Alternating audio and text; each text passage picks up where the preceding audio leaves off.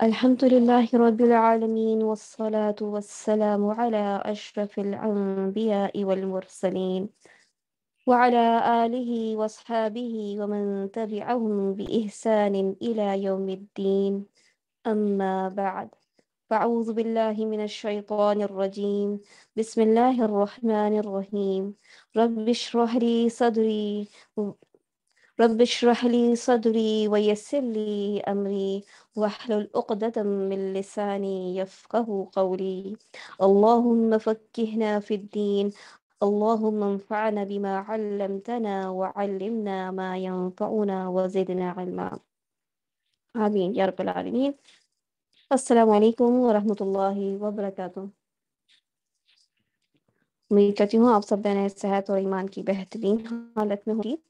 الحمدللہ ہم نے دو لیکچرز کمپلیٹ کیے اور دوسرے لیکچر میں کچھ چیزیں بیان کرنا رہ گئی تھیں جو ہم آج پہلے اس کو سمجھیں گے اور اس کے بعد اپنے تیسرے لیکچرز کی طرف انشاءاللہ ہم جائیں گے. کل ہم نے کیا کیا پڑھا تھا اس کو تھوڑا سا ریکیپ کر لیتے ہیں، جیسے ہماری کچھ بہنیں چاہ رہی ہیں کہ ہم کل کی باتوں کو کچھ ریکیپ کر لیں. کل ہم نے جن چیزوں کو دیکھا تھا اس میں سب سے پہلے ہم نے یہ دیکھا تھا کہ جن اور انسان کی تخلیق کا مقصد کیا ہے، اور انسان کی اور جن کی تخلیق کا مقصد اللہ سبحانہ و تعالیٰ کی رب ماننے کا تقاضا ہے. کیا مطلب ہوا؟ یعنی جب ہم اللہ سبحانہ و تعالیٰ کو رب مانتے ہیں تو رب مانا اس بات کا تقاضا کرتا ہے، اس بات کو ڈیمانڈ کرتا ہے کہ ہم صرف اللہ سبحانہ و تعالیٰ ہی کی عبادت کریں. جیسے کہ اللہ سبحانہ و تعالیٰ نے سورۃ البقرہ میں فرمایا، یا ایھا الناس اعبدوا ربکم الذی خلقکم والذین من قبلکم لعلکم تتقون. لوگوں اپنے اس رب کی عبادت کرو جس نے تمہیں بھی پیدا کیا ہے اور انہیں بھی جو تم سے پہلے ہو گزرے، تاکہ تم متقی ہو جاؤ. تو اللہ سبحانہ تعالیٰ کو اپنا رب ماننا اس بات کا تقاضا کرتا ہے کہ ہم صرف اسی کی عبادت کریں، اور اسی کے لیے اللہ سبحانہ تعالیٰ نے جن اور انسان کی تخلیق کی ہے. اللہ سبحانہ تعالیٰ فرماتے ہیں، وَمَا خَلَقْتُ الْجِنَّ وَالْإِنسَ إِلَّا لِيَعْبُدُونَ. اور میں نے جنوں و انسانوں کو صرف اس لیے پیدا کیا کہ وہ میری عبادت کریں. اور یہی وجہ ہے کہ اللہ سبحانہ و تعالیٰ نے تمام انبیاء علیہ السلام کو اسی دعوت کے ساتھ بھیجا تھا. اللہ سبحانہ و تعالیٰ فرماتے ہیں سورہ نحل کی آیت نمبر 36 میں، وَلَقَدْ بَعَثْنَا فِي كُلِّ أُمَّةٍ رَسُولًا أَنِ اعْبُدُوا اللَّهَ وَاجْتَنِبُوا الطَّاغُوتَ. ہم نے ہر امت میں ایک رسول بھیجا کہ اللہ کی عبادت کرو اور طاغوت سے بچو. یعنی اللہ کی عبادت کافی نہیں ہے جب تک کہ طاغوت کا انکار نہ کیا جائے. اس لیے ہم کلمہ توحید میں کیا دیکھتے ہیں، اور کلمہ توحید کے بارے میں بھی اللہ سبحانہ و تعالیٰ نے فرمایا، کیا فرمایا؟ فَعْلَمْ فَعْلَمْ، بس جان رکھو، بس اس بات کا علم حاصل کر لو، جان لو، اللہ تعالیٰ نے حکم دیا ہے اس بات کا. ہمارے ہاں اسکول میں بچوں کو جب ٹیسٹ وغیرہ دیے جاتے ہیں اور انہیں معلوم ہوتا ہے کہ ہر پریزنٹیشن، ہر پروجیکٹ کے 10 نمبر، 20 نمبر، 30 نمبر ہیں، تو بچوں کے ساتھ ان کی مائیں بھی لگی رہتی ہیں کہ اس میں سے 9 نمبر نہ آ جائیں، کہیں اس میں سے 18 نمبر نہ آ جائیں. یعنی ہم چاہتے ہیں کہ پورے کے پورے نمبر آئیں. یہاں اللہ سبحانہ و تعالیٰ کا فرمان ہے. اللہ سبحانہ و تعالیٰ فرما رہے ہیں، فَعْلَمْ فَعْلَمْ، بس جان رکھو، اس بات کا علم حاصل کر لو، انہ لا الہ الا اللہ، کہ اللہ کے سوا کوئی معبود برحق نہیں ہے. ہم یہ بات جان چکے کہ اللہ سبحانہ و تعالیٰ کو الہ ماننا اور طاغوت سے بچنا ایک ایسی چیز ہے جس پر ہی جنت ہماری ڈپینڈ کرتی ہے. جیسے کہ اللہ سبحانہ و تعالیٰ نے حدیث رسول صلی اللہ علیہ وسلم میں فرمایا گیا کہ من قال لا الہ الا اللہ وکفر بما یعبد من دون اللہ حرم مالہ ودمہ وحسابہ علی اللہ. کیا مطلب ہے اس بات کا؟ کہ جس نے لا الہ الا اللہ کہا اور اللہ کے سوا اور چیزوں کی پرستش کا انکار کر دیا، اس کا جان و مال محفوظ ہو گیا. ہماری جان اور مال محفوظ کب ہوگی؟ جب ہم لا الہ الا اللہ کہیں گے، اللہ کے سوا اور چیزوں کی پرستش کا انکار کریں گے، اور ان کے دل کی حالت کا حساب اللہ تعالیٰ کے ذمے ہے۔ یعنی انسان جو گناہ کرتا ہے اس کا حساب اللہ کے اوپر ہے کہ چاہے تو بخش دے، چاہے تو معاف کر دے، چاہے تو اس کے اوپر سزا دے۔ اسی طرح اللہ سبحانہ و تعالیٰ نے کیا فرمایا تمام انبیاء علیہ السلام کے بارے میں؟ وَلَوْ أَشْرَكُوا لَحَبِطَ عَنْهُمْ مَا كَانُوا يَعْمَلُونَ، اگر یہ پیغمبر شرک کرتے تو ان کے اعمال ضرور برباد ہو جاتے۔ یہ بات ہمیں کیا بتاتی ہے؟ کہ اگر ہم نے انہ لا الہ الا اللہ کے صحیح معنی نہیں سیکھے، نہیں سمجھے، طاغوت کے عبادت کا انکار نہیں کیا، اللہ کے ساتھ کسی اور کو شریک کیا، تو پھر انجام کیا ہے؟ اس لیے ضروری ہے کہ ہم انہ لا الہ الا اللہ کے صحیح معنی کو جانیں۔ ہم نے کلمہ توحید لا الہ الا اللہ کے معنی کو سمجھا تھا۔ ہماری کچھ بہنیں ہمارے ساتھ ایسی تھیں جن کو یہ بات سمجھ میں نہیں آئی۔ کیوں سمجھ میں نہیں آئی؟ جب ہم سمجھ رہے تھے تو ان کو لگ رہا تھا کہ جیسے کہ ہم یہ بات تو بچپن سے ہی جانتے ہیں کہ اللہ کے سوا کوئی معبود برحق نہیں، آخر اس کو مزید غور سے ڈیپتھ اسٹڈی کرنے کی کیا ضرورت ہے؟ لیکن اس کو سمجھنے کی اس لیے ضرورت ہے کہ ہم جس معاشرے میں رہتے ہیں وہاں اور بھی لوگ رہتے ہیں۔ آج آپ سمجھتی ہیں کہ شاید آپ کو اس بات کا علم ہے، آپ اپنے توحید میں پوری کامل ہیں، پکی ہیں، لیکن آپ کے اپنے ارد گرد آپ کے اپنے بچے کن لوگوں کے ساتھ اٹھ رہے ہیں، بیٹھ رہے ہیں، آپ نہیں جانتی کیسے غلط عقیدے، غلط نظریات ہمارے بچوں کے عقیدے میں، نظریات میں شامل ہو رہے ہیں۔ اور نہ صرف ہمارے بچوں اور ہمارے ارد گرد کے لوگوں، بلکہ جب ہم خود ہی غلط معنی نہیں جانتے تو ہم نہ اس کا انکار کر سکتے ہیں، نہ اس کا اقرار کر سکتے ہیں، نہ اس کی اصلاح کر سکتے ہیں۔ اور آہستہ آہستہ جب ہم ایسی باتوں پر خاموش رہتے ہیں تو وہ خود بھی ہمارے عقیدے کا حصہ بنتے چلے جاتے ہیں۔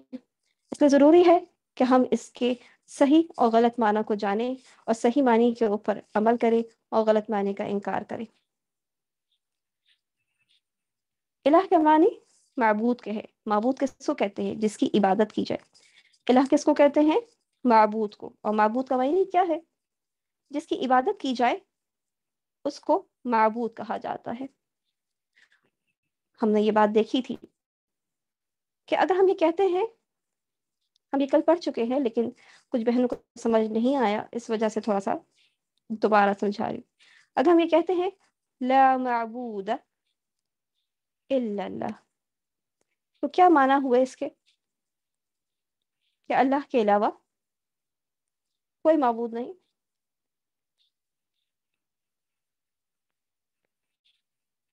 دوسری معنی میں ہم یہ کہہ سکتے ہیں، اس کا مطلب یہ ہوا کہ اللہ کے علاوہ کسی کی عبادت نہیں کی گئی۔ اللہ کے علاوہ کسی کی عبادت نہیں کی گئی، کیونکہ معبود کا مطلب کیا کہتے ہیں؟ جس کی عبادت کی جائے وہ معبود ہوتا ہے۔ جب ہم یہ کہیں گے اللہ کے علاوہ کسی کی عبادت نہیں کی گئی، تو اس کا مطلب ہے کہ ہم اس بات کا انکار کر رہے ہیں کہ جن کی عبادت نہیں ہوئی۔ لیکن ہمیں قرآن یہ بات بتاتا ہے۔ کیا بتاتا ہے؟ یہ ہم نے کل پڑھا تھا کہ ہم نے پڑھا تھا کیا؟ کہ بتوں اور پتھروں کی عبادت کی گئی۔ ٹھیک ہے، بتوں اور پتھروں اور درختوں کی عبادت کی گئی، سورج اور چاند کی عبادت کی گئی، فرشتوں اور انبیاء کو معبود بنایا گیا، اولیاء کو معبود بنایا گیا۔ تو کیا جانا ہم نے؟ کہ ان چیزوں کا انکار کرنا ہے۔ جیسے ہم نے یہ سیکھا ہے کہ ارکان اسلام میں سے کوئی رکن اگر ٹوٹ جائے، کسی رکن کا انکار کر دیا جائے، تو انسان اسلام میں رہ نہیں سکتا، اسلام سے خارج ہو جائے گا۔ اسی طریقے سے کلمہ توحید کے 2 ارکان ہیں۔ میری بہنوں، اس بات کو سمجھے اور اس بات کو اپنے لیے نہ جانے کہ ہم تو اس بات کو پہلے سے جانتے ہی نہیں تھے۔ کیا ہم سب کچھ پہلے غلط کرتے رہے ہیں؟ جس وقت علم آ رہا ہے، جس وقت آپ سیکھ رہے ہیں، اس وقت اس علم کو سیکھ لیجئے۔ جو ماضی میں گزر چکا وہ گزر چکا، اب جو سیکھ رہے ہیں اس پہ دعا کیجئے کہ اللہ تعالیٰ ہمیں کلمہ توحید کا صحیح فہم عطا فرمائے۔ ہم نے سیکھا کہ کلمہ توحید کے 2 رکن ہیں۔ کلمہ توحید کے کتنے رکن ہیں؟ 2 رکن ہیں۔ یعنی نفی کرنا پہلے اور پھر اس بات کرنا، پہلے انکار کرنا پھر اقرار کرنا۔ کس بات کا کریں گے ہم انکار؟ کہ نہیں کوئی سچا معبود، نہیں کوئی عبادت کے لائق، نہیں کوئی عبادت کے لائق، نہیں کوئی سچا معبود، نہیں کوئی معبود برحق۔ کون نہیں ہے معبود برحق؟ چاہے وہ بت ہو، چاہے وہ پتھر ہو، وہ درخت ہو، سورج ہو یا چاند ہو، یا کوئی بھی چیز ہو جس کو معبود بنایا گیا ہے، ہم اس کا انکار کرتے ہیں اور پھر کہتے ہیں کہ ساری عبادات صرف اور صرف اللہ تعالیٰ کے لیے کرنی ہے۔ اس سے ایک بات اور ہمیں پتہ چلتی ہے کہ جب ہم عبادت میں، ٹھیک ہے، ہم نے معبود کے بارے میں کل پڑھ لیا تھا، باطل معبودوں کے بارے میں، اور اس پر ہم یہ پڑھ رہے تھے کہ جو ہے عبادات کے حوالے سے ہم دیکھ رہے تھے کہ کون کون سی چیزیں کو اللہ سبحانہ و تعالیٰ نے عبادت کہا ہے اور اس میں شرک کیسے ہوتا ہے۔ ہم نے ایک ڈیفینیشن بھی دیکھی تھی عبادت کی، اور اس میں ہم نے یہ جانا تھا کہ عبادت کسے کہتے ہیں۔ ہماری بہنوں میں سے ایک بہن نے اس بارے میں سوال بھی کیا ہے کہ عبادت کسے کہتے ہیں۔ اس کی ڈیفینیشن یہ ہے کہ ہر قول اور ہر فعل کو، ہر ظاہری یا باطنی عبادت جس سے اللہ سبحانہ و تعالیٰ خوش اور راضی ہوتا ہو، اس کو کرنا عبادت ہے۔ اور ہر ایسی چیز کو چھوڑ دینا جو اللہ کو ناراض کرتی ہو، وہ بھی عبادت ہے۔ ہماری ایک بہن نے اس کے بارے میں یہ پوچھا تھا، اس کی دلیل کیا ہے؟ اس کی دلیل آپ کو سورہ محمد کی آیت نمبر 28 سے ملے گی۔ اللہ سبحانہ تعالیٰ فرماتے ہیں ذَلِكَ بِأَنَّهُمُ اتَّبَعُوا مَا أَسْخَطَ اللَّهَ وَكَرِهُوا رِضْوَانَهُ فَأَحْبَطَ أَعْمَالَهُمْ۔ کیا فرمایا کہ یہ اس لیے کہ انہوں نے پیروی کی اس چیز کی جو اللہ کو ناراض کرنے والی ہے۔ یہ اس لیے کہ انہوں نے پیروی کی اس چیز کی جو اللہ کو ناراض کرنے والی ہے، اور انہوں نے ناپسند کیا اس کی رضا کو، تو اس نے ان کے تمام اعمال اکارت کر دی۔ اس آیت سے کیا بات واضح ہو رہی ہے؟ اس بات سے کیا بات واضح ہو رہی ہے؟ آپ لوگ کو خود سمجھ میں آ رہا ہے؟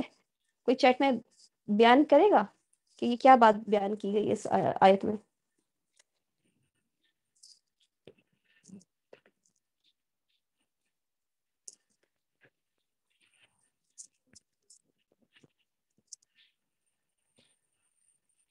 جی صبا ذوالفقار بتانا چاہتی ہیں، بتائیے۔ السلام علیکم ورحمۃ اللہ۔ اس وعلیکم آیت میں السلام ورحمۃ اللہ وبرکاتہ۔ یہ اس میں بتایا جا رہا ہے کہ انہوں نے اللہ تعالیٰ کو ناراض کرنے والی چیزوں کی جو پیروی کی، ناراض کرنے والی چیزیں انہوں نے اپنے بتوں کی پیروی کی۔ انہوں نے اللہ کو تو تسلیم کر لیا، لیکن اس کے ساتھ ساتھ انہوں نے اپنے جو ہیں وہ بت بھی بنائے ہوئے تھے جس کی انہوں نے پیروی کی۔ اور اس کے علاوہ جو وہ کوئی نیک مال اگر کرتے بھی تھے، جیسے اگر مہمان نوازی کرتے تھے یا کوئی اچھا کام کرتے تھے، تو وہ ان کے سارے اعمال غارت ہو گئے، کیونکہ انہوں نے اس کے ساتھ اللہ کو شرک، کسی چیز کو شرک ٹھہرا دیا ہے، لہٰذا ٹھیک انہوں ہے، نے ماشاء اللہ اللہ، کو بارک اللہ ناراض فیک کرنے کی۔ کی چیزوں کو نہیں کیا۔ ٹھیک ہے، جزاک اللہ ماشاء میم۔ اللہ، بارک اللہ فیک۔ اس میں ہم یہ دیکھیں گے، مائک میوٹ کر لیجیے، کہ کیا کہا گیا؟ یہ اس لیے کہ انہوں نے پیروی کی۔ کس چیز کی پیروی کی تھی؟ کون سے عمل کر رہے تھے؟ وہ ایسے عمل کر رہے تھے جو اللہ تعالیٰ کو ناراض کرنے والے تھے۔ انہوں نے کس چیز کو ناپسند کیا تھا؟ اللہ کی رضا کو۔ اس کے الٹ آپ دیکھیں، یعنی اس کا مطلب، اور ایسے لوگوں کے اس کا انجام کیا ہوا کہ اللہ سبحانہ و تعالیٰ نے ان کے اعمال کو اکارت کر دیا۔ یہ بند کرنا ہوگا کیونکہ ساتھی کی تصویر جا رہی ہے، دوسرے اکاؤنٹ سے کھولیں۔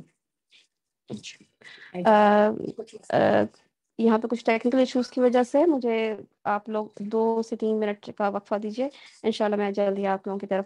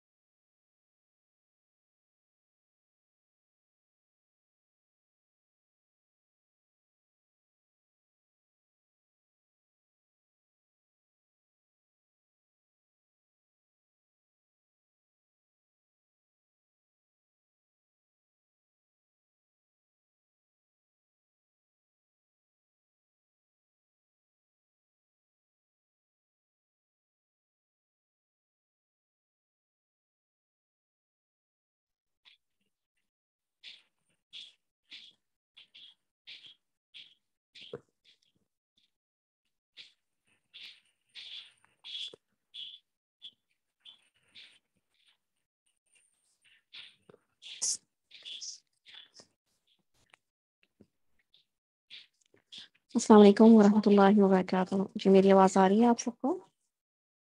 وعلیکم جی السلام. جی آ رہی ہے الحمد للہ. جی الحمد للہ.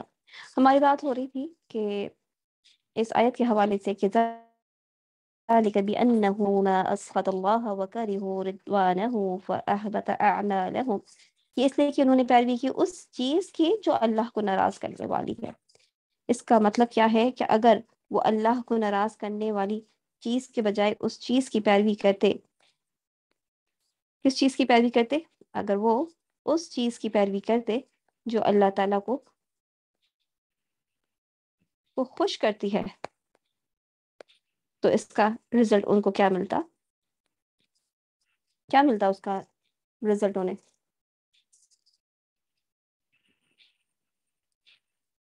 اللہ. اور اگر جیسے یہاں پہ لکھا ہے کہ اور انہوں نے ناپسند کیا اس کی رضا کو، اللہ تعالیٰ کی رضا حاصل کرنے کو انہوں نے پسند نہیں کیا.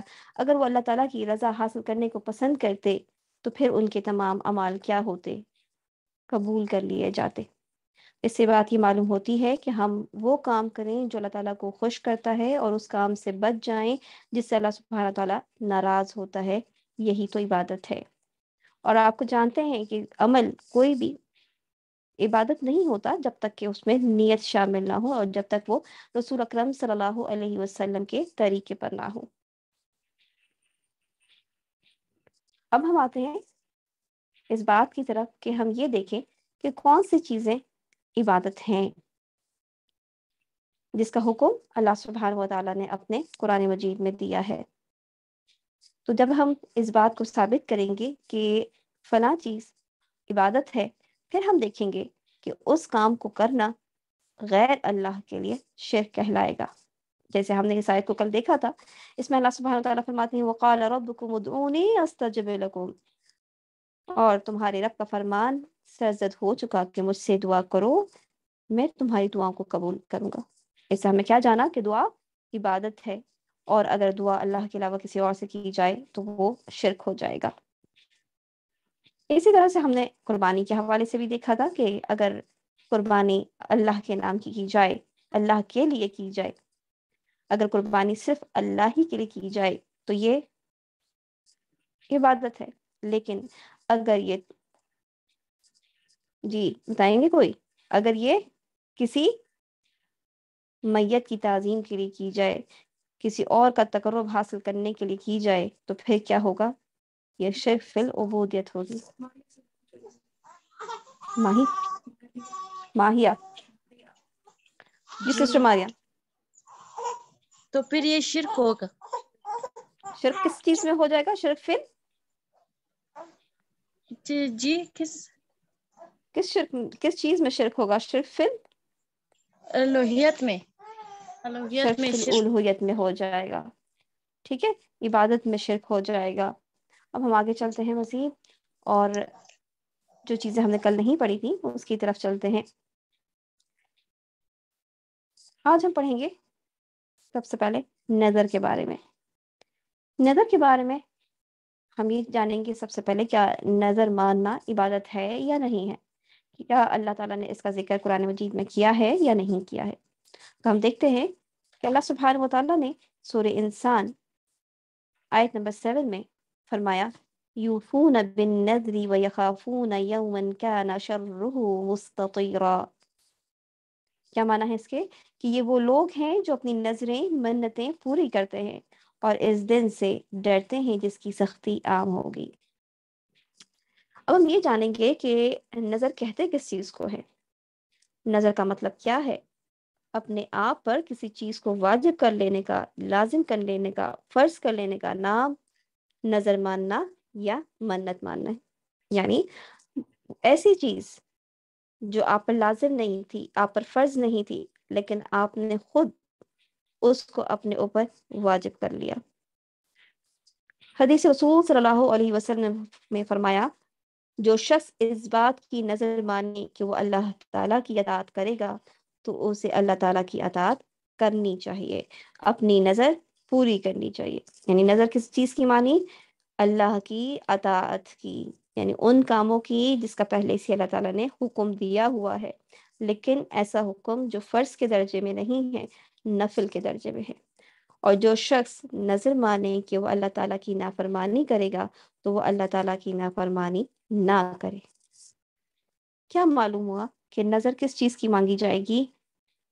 اس چیز کی جس کا حکم پہلے سے شریعت میں موجود ہے، جیسے روزہ رکھنا، نفل نماز پڑھنا، صدقہ کرنا۔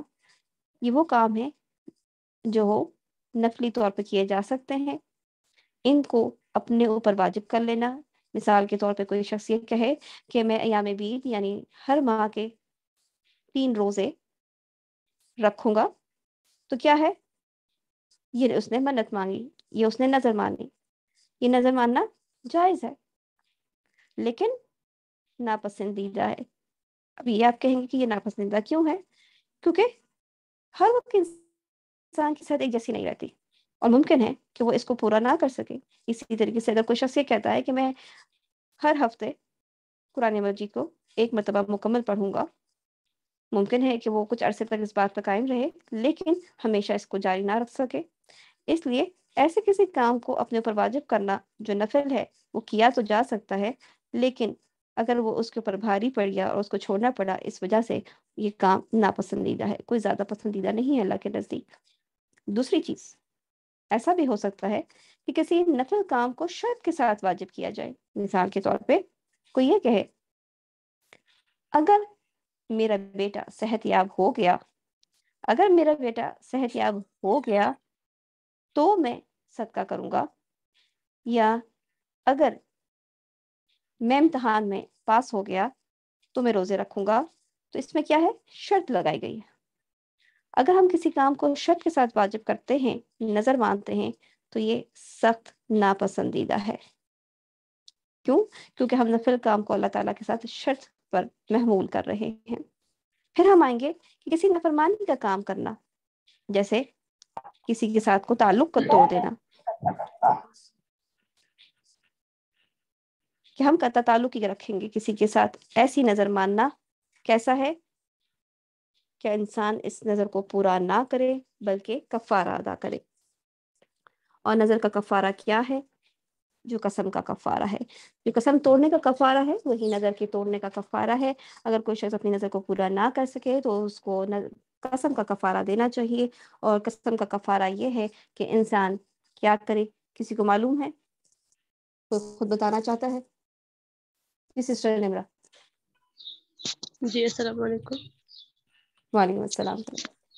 میں نے یہ سوال پوچھنا تھا کہ یہ والے پہلے والا آپ نے جو بتایا کسی نفل کام کو اپنے اوپر واجب کرنا، اس کی مثال آپ دوبارہ سے بتا دیں۔ اور قسم کا کفارہ میرے ذہن میں یہ ہے کہ 3 روزے رکھنا، یا پھر مسکین کو کھانا کھلانا، پتہ نہیں 10 مسکین کو کھانا کھلانا، یا پھر ایک غلام آزاد کرنا۔ جی میں آپ کے سوال کا جواب دیتی ہوں۔ پہلے آپ نے کہا کہ آپ کو یہ بات سمجھ میں نہیں آئی کہ کسی نفل کام کو اپنے اوپر واجب کرنے کا کیا مطلب ہے۔ تو اس کا مطلب یہ ہے کہ جیسے آپ نفل روزے اپنے اوپر واجب کر لیں، جیسے پیر اور جماعت کا روزہ رکھا جاتا ہے، یہ نفل روزے ہیں، آپ چاہیں تو رکھیں، آپ چاہیں تو نہ رکھیں۔ تہجد کی نماز ہے، آپ چاہیں تو پڑھیں، آپ نہ چاہیں تو نہ پڑھیں۔ آپ اپنی استطاعت کے حوالے سے دیکھ سکتی ہیں کہ آپ روز پڑھ سکتی ہیں یا نہیں پڑھ سکتی۔ ممکن ہے کہ آپ سارے دن نہ پڑھ سکیں، کوشش تو یہی ہونی چاہیے ہمیشہ پڑھی جائے، لیکن آپ نہیں پڑھتی تو اس پہ کوئی گناہ نہیں ہے۔ لیکن اگر آپ اس کو منت مان لیتی ہیں، نظر مان لیتی ہیں کہ میں ہمیشہ یہ کام کروں گی، تو پھر یہ کام کرنا آپ کے لیے واجب ہو جائے گا۔ اور اگر آپ یہ نہیں کریں گی تو یہ نظر آپ کی ٹوٹ گئی، جس پر آپ کے اوپر کفارہ آئے گا۔ اس لیے یہ بات پسندیدہ نہیں ہے۔ اب آپ کو یہ بات سمجھ میں آ گئی ہے؟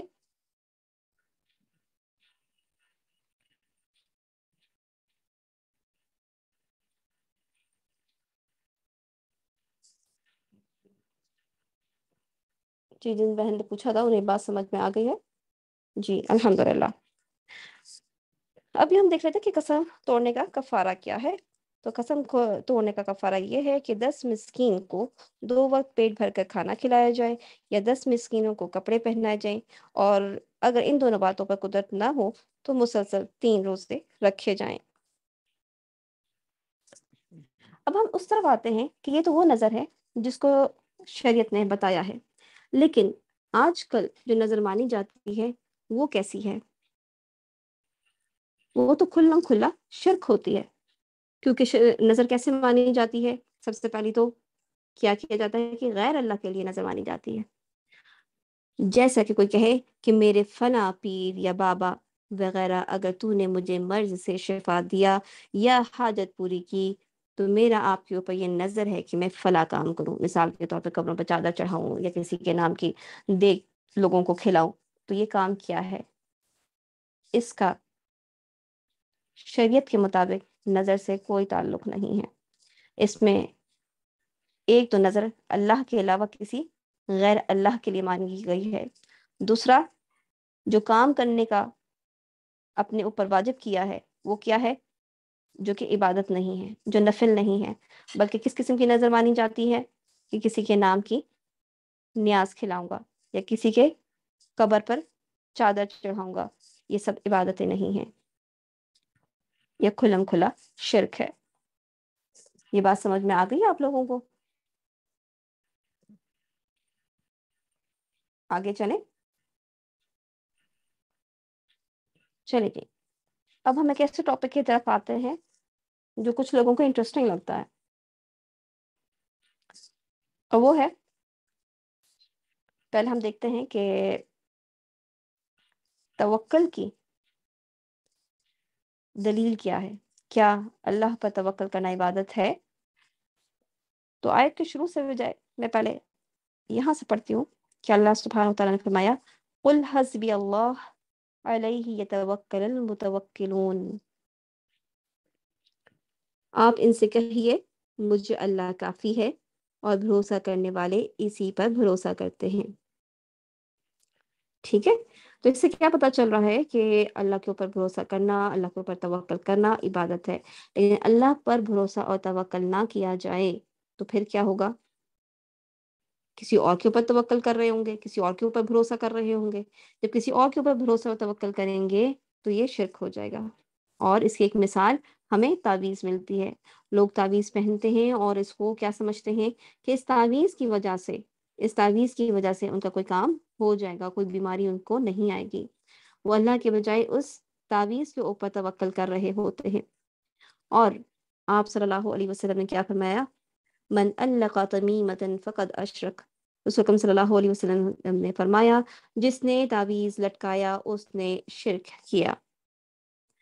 اب ایک مزے کی بات ہم یہ دیکھیں گے کہ اکثر ہم یہ بات سنتے ہیں کہ تعویذ شرک ہے، اور تعویذ میں نہ جانے کیا کچھ لکھا ہوتا ہے. توکل کے حساب سے تو ہمیں بہت آسانی سے سمجھ میں آ رہا ہے کہ جب تعویذ پہنی ہو کسی شخص نے تو وہ اللہ سے زیادہ اس تعویذ پر بھروسہ کر رہا ہوتا ہے کہ وہ اس کو بیماری سے یا پریشانی سے جو ہے وہ بچا سکتا ہے. لیکن میں آپ کے سامنے ایک تعویذ کا نقشہ لے کر آئی ہوں اور چاہوں گی آپ لوگ تھوڑی دیر اس کو غور سے دیکھیں، اس کو سمجھنے کی کوشش کریں اور سوچیں کہ اس میں مزید کس قسم کا شرک موجود ہے، اس میں مزید کیا کیا قباحتیں ہیں. حالانکہ یہ وہ شرک یعنی یہ وہ تعویذ ہے جس میں صرف نمبرز نہیں لکھے ہوئے بلکہ اس میں بہت سارے عربی کے الفاظ لکھے ہوئے ہیں. اور ممکن ہے ایسے الفاظ کی وجہ سے کسی کے ذہن میں یہ بات آئے کہ نہیں نہیں وہ تو تعویذ میں قرآن ہی لکھ کے دیتے ہیں. ایسا ہوتا ہے نا کہ جب آپ کسی سے کہیں کہ تعویذ میں کیا ہے تو وہ کہتے ہیں کہ نہیں نہیں انہوں نے تو تعویذ میں قرآن ہی لکھا تھا، اور پھر وہ اس کو پہننا جائز سمجھتے ہیں اپنے لیے. جی کوئی اس کو، ایک بہن ہماری لکھا ہے بالکل صحیح بات، سسٹر نوشابہ گیلانی. جی سسٹر نوشابہ گیلانی آپ اپنا مائک اوپن کریں.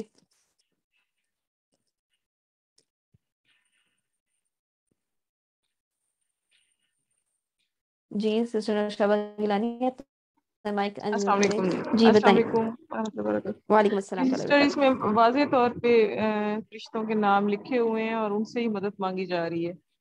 درمیان میں قرآن پاک کے کچھ لفظ لکھے ہوئے ہیں صرف یہ کہ دماغ کو وہ کرنے کے لیے، کھیلنے کے لیے، دماغ سے کھیلنے کے لیے، اور واضح طور پہ جو ہے وہ فرشتوں سے مدد کی گئی.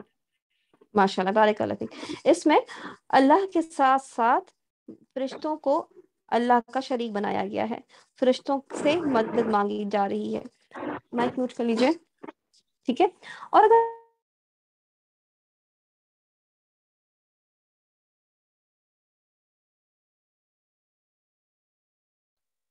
سسٹر فاقیہ آپ کا مائک آف ہو گیا ہے.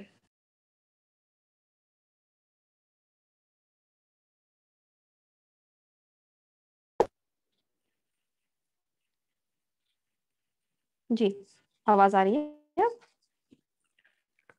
جی جی ہم آ یہ رہی دیکھ ہے. رہے تھے کہ اس تعویذ میں جو بات لکھی ہے کہ قول حق، کہ اس کا قول حق ہے، تو درمیان میں آپ دیکھیں کس کو بیچ میں ڈالا ہوا ہے؟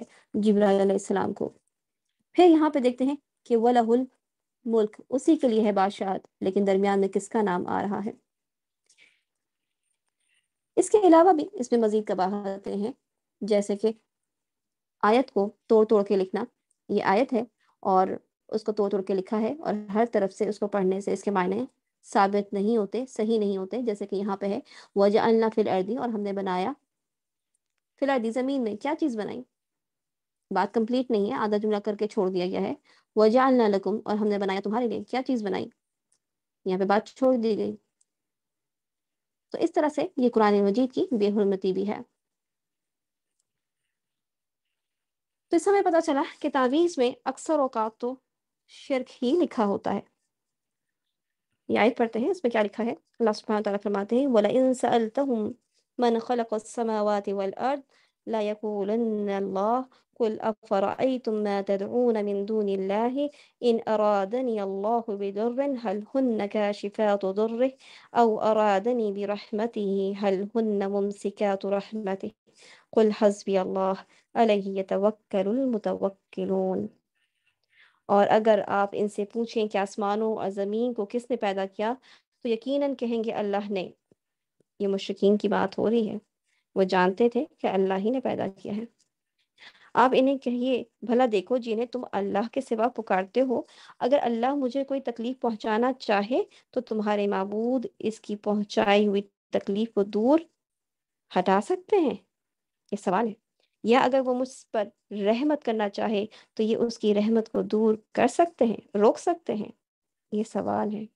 یہ سوال ہم سب سے بھی ہے کہ جو لوگ تعویذ پہنتے ہیں، آپ ان سے بھی یہ پوچھئے کہ اگر ہم پر اللہ سبحانہ و تعالیٰ کوئی آسانی لانا چاہے تو کیا یہ تعویذ روک سکتی ہے؟ کیا اگر اللہ تعالیٰ ہمارے ساتھ کسی تکلیف کا ارادہ کرے، کسی امتحان میں ڈالنے کا ارادہ کرے، تو کیا یہ تعویذ روک سکتی ہے؟ اس کا جواب کیا ہے کہ ہرگز بھی نہیں. یہ تو اللہ کا ارادہ ہے. اللہ تعالیٰ نے امتحان لینا ہے تو اللہ تعالیٰ جس چیز سے چاہے گا امتحان لے گا. ہمارا کام کیا ہے کہ اللہ پر بھروسہ کریں، اللہ سے دعا مانگیں، اور اللہ ہی سے امید رکھیں کہ ہماری مشکلات کو وہ ٹال دے گا، ہماری مشکلات کو وہ دور کر دے گا، نہ کہ ان تعویذوں پر. اس سے بھی آگے ہم ایک مزید ایسی چیز کی طرف جاتے ہیں جس پہ اکثر اکثر اکثریت عوام کی جو ہے اس میں آج جکڑی ہوئی ہے. اور ایسے تو یہ آیت ہی آپ کل بھی پڑھ چکے ہیں اور آگے بھی ہم اس کو پڑھیں گے. اس آیت میں سب سے پہلے ہم یہ بات دیکھتے ہیں کہ اس میں کس عبادت کا ذکر ہو رہا ہے. ٹھیک ہے. اولئک الذین یدعون یبتغون الی ربہم الوسیلہ ایہم اقرب. جنہیں یہ لوگ پکارتے ہیں وہ تو خود اپنے رب کی طرف وسیلہ تلاش کرتے ہیں کہ کون یا کوئی اس سے قریب تر ہو جائے. کس عبادت کا ذکر ہو رہا ہے؟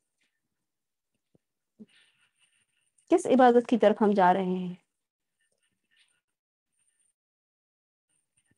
ایسا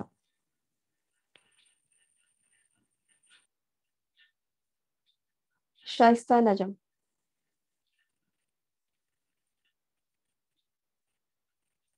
کنیز فاطمہ. السلام علیکم ورحمۃ اللہ وبرکاتہ. جی سسٹر، اس میں توحید الوہیت کا ذکر کیا جا رہا ہے کہ وہ اولیاء سے مانگتے ہیں کہ جو مطلب زیارتوں میں ہوتے ہیں، مطلب زیارتوں کی زیارتیں کرتے ہیں، وہاں سے ان سے مانگتے ہیں کہ یہ اللہ کے قریب ہیں بہت، ہم ان سے دعائیں مانگیں گے تو یہ ہماری سفارش کریں گے. ٹھیک ہے. یعنی ہم نے یہ دیکھا کہ پہلی چیز تو اس میں یہ ہے کہ جنہیں یہ لوگ پکارتے ہیں تو اس سے کیا مراد ہے. ٹھیک ہے. دوسری چیز یہ ہے کہ وہ خود کیا کر رہے ہیں، وہ خود ان کا یہ حال ہے کہ وسیلہ تلاش کرتے ہیں. اب ہم آج اس میں یہ دیکھیں گے کہ واسطے یا وسیلے سے دعا مانگنا کیسا ہے، بلکہ ہم یہ دیکھیں گے کہ جو لوگ واسطے اور وسیلے سے دعا مانگتے ہیں وہ اپنے بارے میں کیا بیان کرتے ہیں۔ آپ سب بھی مجھے بتائیے گا کہ یہ بات صحیح ہے یا نہیں۔ وہ کیا کہتے ہیں؟ جب کوئی شخص وسیلے سے یا واسطے سے دعا کرتا ہے تو وہ کہتا ہے کہ ہم اللہ کے ساتھ شرک نہیں کرتے، بلکہ گواہی دیتے ہیں کہ اللہ وحدہ لا شریک لہ ہے، اس کے علاوہ نہ کوئی پیدا کرتا ہے، نہ رزق دیتا ہے، نہ کوئی نفع دے سکتا ہے اور نہ ہی نقصان پہنچا سکتا ہے۔ حتیٰ کہ حضرت محمد صلی اللہ علیہ وسلم بھی اپنی ذات کو نفع اور نقصان پہنچانے کی طاقت نہیں رکھتے، یا کوئی دوسرا آدمی ہو وہ بھی نفع اور نقصان کی طاقت نہیں رکھتا، لیکن مسئلہ کیا ہے؟ لیکن میں گناہ گار ہوں۔ مسئلہ کیا ہے؟ کہ لیکن میں گناہ گار ہوں، جبکہ اولیاء صالحین کو اللہ کے ہاں بڑا مقام حاصل ہے، لہٰذا میں ان کے ذریعے واسطے سے اللہ سے مانگتا ہوں۔ ایسا ہی ہے؟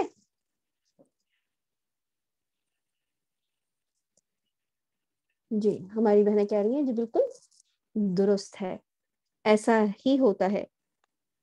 وسیلے سے مانگنے والے لوگ یہی کہتے ہیں کہ وہ شرک نہیں کرتے۔ تو آئیے دیکھتے ہیں کہ وہ کیا کرتے ہیں۔ سب سے پہلے تو ہم یہ جانیں گے کہ یدعونا میں سے مطلب کیا تھا۔ اولیاء، انبیاء، ملائکہ، یہ سب کیا ہیں؟ وہ خود اللہ تعالیٰ کی طرف وسیلہ مانگتے ہیں، اللہ تعالیٰ سے قرب مانگتے ہیں، اللہ تعالیٰ کو خوش رکھنا چاہتے ہیں، اللہ تعالیٰ کی رضا چاہتے ہیں۔ لیکن اللہ تعالیٰ کی رضا کس چیز سے حاصل ہوگی؟ اور وہ کیا ہے کہ انسان اللہ تعالیٰ کا قرب ایسے اعمال کے ذریعے تلاش کرے جنہیں اللہ پسند کرتا ہے اور ان سے محبت فرماتا ہے۔ مثلا سب سے پہلی چیز کیا آتی ہے؟ جو کام اللہ سبحانہ وتعالیٰ نے ہم پر فرض کیے ہیں وہی سب سے زیادہ اللہ تعالیٰ کو پسندیدہ ہیں، تبھی تو اللہ تعالیٰ نے ہم پر فرض کیا وہ کام۔ اللہ تعالیٰ چاہتا ہے کہ وہ کام ہم کریں، اسی لیے اس نے اس کاموں کو، اس عبادت کو ہم پر فرض کیا ہے۔ تو جب ہم اس فرض کو پورا کریں گے تو اللہ تعالیٰ کو راضی اور خوش کریں گے۔ یا مستحب عبادات یعنی نفل عبادات، سنت عبادات جو کچھ ہیں وہ کی جائیں تو اللہ تعالیٰ راضی اور خوش ہوتا ہے۔ ان کا تعلق چاہے اقوال سے ہو یا افعال سے، یعنی ہماری زبان سے ہو یا ہمارے افعال سے ہو، کچھ بھی ہو سکتا ہے۔ اور اس کے ساتھ ساتھ وسیلہ کیا ہے کہ ہم نیک اور صالح اعمال کے ذریعے اللہ تعالیٰ سے مانگیں تو اللہ تعالیٰ ہماری بات، ہماری دعا کو قبول فرماتا ہے۔ جیسے کہ خود اللہ سبحانہ وتعالیٰ نے سورہ آل عمران 53 میں فرمایا، الذین یقولون ربنا اننا آمنا فاغفر لنا ذنوبنا وقنا عذاب النار۔ یہاں کیا دیکھ رہے ہیں؟ کون سا کام جو ہے وسیلہ بنایا گیا؟ جی کون بتائے گا کہ اس آیت میں کس کام کو وسیلہ بنایا گیا ہے؟ صبا ذوالفقار۔ السلام علیکم میم، وعلیکم اس السلام میں ورحمۃ اللہ۔ جو گناہ ہیں ان کو، کہ ہمارے جو گناہ ہیں، جو ہم سے گناہ سرزد ہو گئے ہیں، ان کو وسیلہ بنا کے دعا کی جا رہی ہے کہ ہمیں ان سے، اور اپنے ایمان کو بھی، کہ ہم ایمان لے آئے، اپنے ایمان کو بھی وسیلہ بنا رہے ہیں۔ جی بالکل صحیح، کہ ہم اپنے ایمان کو، یہ جو بات ہے نا کہ ربنا اننا آمنا، ہم کیا کرتے ہیں؟ ہم ایمان لے آئے کہ پروردگار اے ہمارے رب، ہم ایمان لے آئے، ہم ایمان لے آئے، یہ ہمارا عمل ہے، ہمارا نیک عمل ہے، اس کی وجہ سے لہٰذا ہمارے گناہ معاف فرما دے اور دوزخ کے عذاب سے محفوظ رکھے۔ تو اس آیت میں ایمان لانے کو وسیلہ بنایا گیا ہے۔ اسی طریقے سے یہاں دوسری آیت میں دیکھتے ہیں، کون بہن بتائیں گی اس کے بارے میں؟ ربنا آمنا بما انزلت واتبعنا الرسول فاکتبنا مع الشاہدین۔ اے ہمارے، ہم ایمان لے آئے اس کتاب پر جو تو نے نازل فرمائی اور تیرے پیغمبر کے متبع یعنی اتباع کرنے والے ہو چکے تو ہم کو ماننے والوں میں لکھ لے۔ جی عدیلہ، اس میں رسول کتاب پر اور رسول اللہ کتاب پر ایمان لانے کو اور رسول اللہ صلی اللہ علیہ وسلم کی اتباع کرنے کو اپنے لیے وسیلہ بنایا گیا ہے۔ جی ماشاء اللہ، بارک اللہ فیک۔ تو آپ لوگوں نے دیکھا کہ ہم کن چیزوں کو وسیلہ بنا سکتے ہیں، اپنے فرائض، اپنے مستحب اعمال کو، ایمان لانے کو ہم وسیلہ بنا کر اللہ سبحانہ وتعالیٰ سے دعا کر سکتے ہیں، اور اس کے علاوہ اللہ سبحانہ وتعالیٰ کے جو نام ہیں اور ان کا وسیلہ دے کر بھی ہم دعائیں کر سکتے ہیں۔ لیکن ناجائز وسیلہ کیا ہے؟ ناجائز وسیلہ کیا ہوتا ہے؟ جسے قبر پرست بیان کرتے ہیں کہ فوت شدہ اشخاص کے نام کی نظر و نیاز دو، ان کی قبروں پر غلاف چڑھاؤ یا چادر چڑھاؤ اور میلے اور ان سے استداد اور ان سے استغاثہ کرو، یعنی ان سے مدد مانگو، ان سے دعا مانگو۔ یہ وسیلہ نہیں، یہ تو ان کی عبادت ہے جو کہ شرک ہے۔ اس حوالے سے کسی کو کوئی سوال؟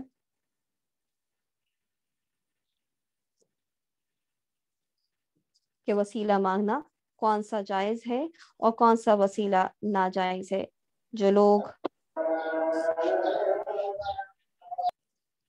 لوگ نیک کام صالح اعمال کو چھوڑ کر وسیلہ مانگتے ہیں، کسی بزرگان دین کے نام پر وسیلہ مانگتے ہیں کہ ہم ان کے وسیلے سے دعا مانگتے ہیں، تو یہ ہستیاں ایسی نہیں کہ جن کو اللہ تعالیٰ کے سامنے پیش کیا جائے اور ان سے اللہ سے دعا مانگی جائے، یعنی فلاں کے صدقے ہم یہ اللہ سے مانگتے ہیں۔ اللہ تعالیٰ نے اس کی کوئی سند نازل نہیں فرمائی کہ ہم کسی ہستی کے بارے میں یہ کہیں کہ فلاں کے صدقے میں اللہ تعالیٰ ہماری دعا کو قبول فرما لے۔ ہمیں کیا کہنا چاہیے؟ اس سے بہتر کیا ہے کہ ہم یہ کہیں کہ ربنا آمنا بما انزلت واتبعنا الرسول، کہ اے ہمارے رب، ہم ایمان لے آئے اس کتاب پر اور جو تو نے نازل فرمائی ہے اور تیرے پیغمبر پر، ہم تیرے رسول کی اتباع کرتے ہیں۔ یہ بات کہی جائے بجائے اس کے یہ کہا جائے کہ ہماری دعا کو رسول کے صدقے میں قبول کر لیا جائے۔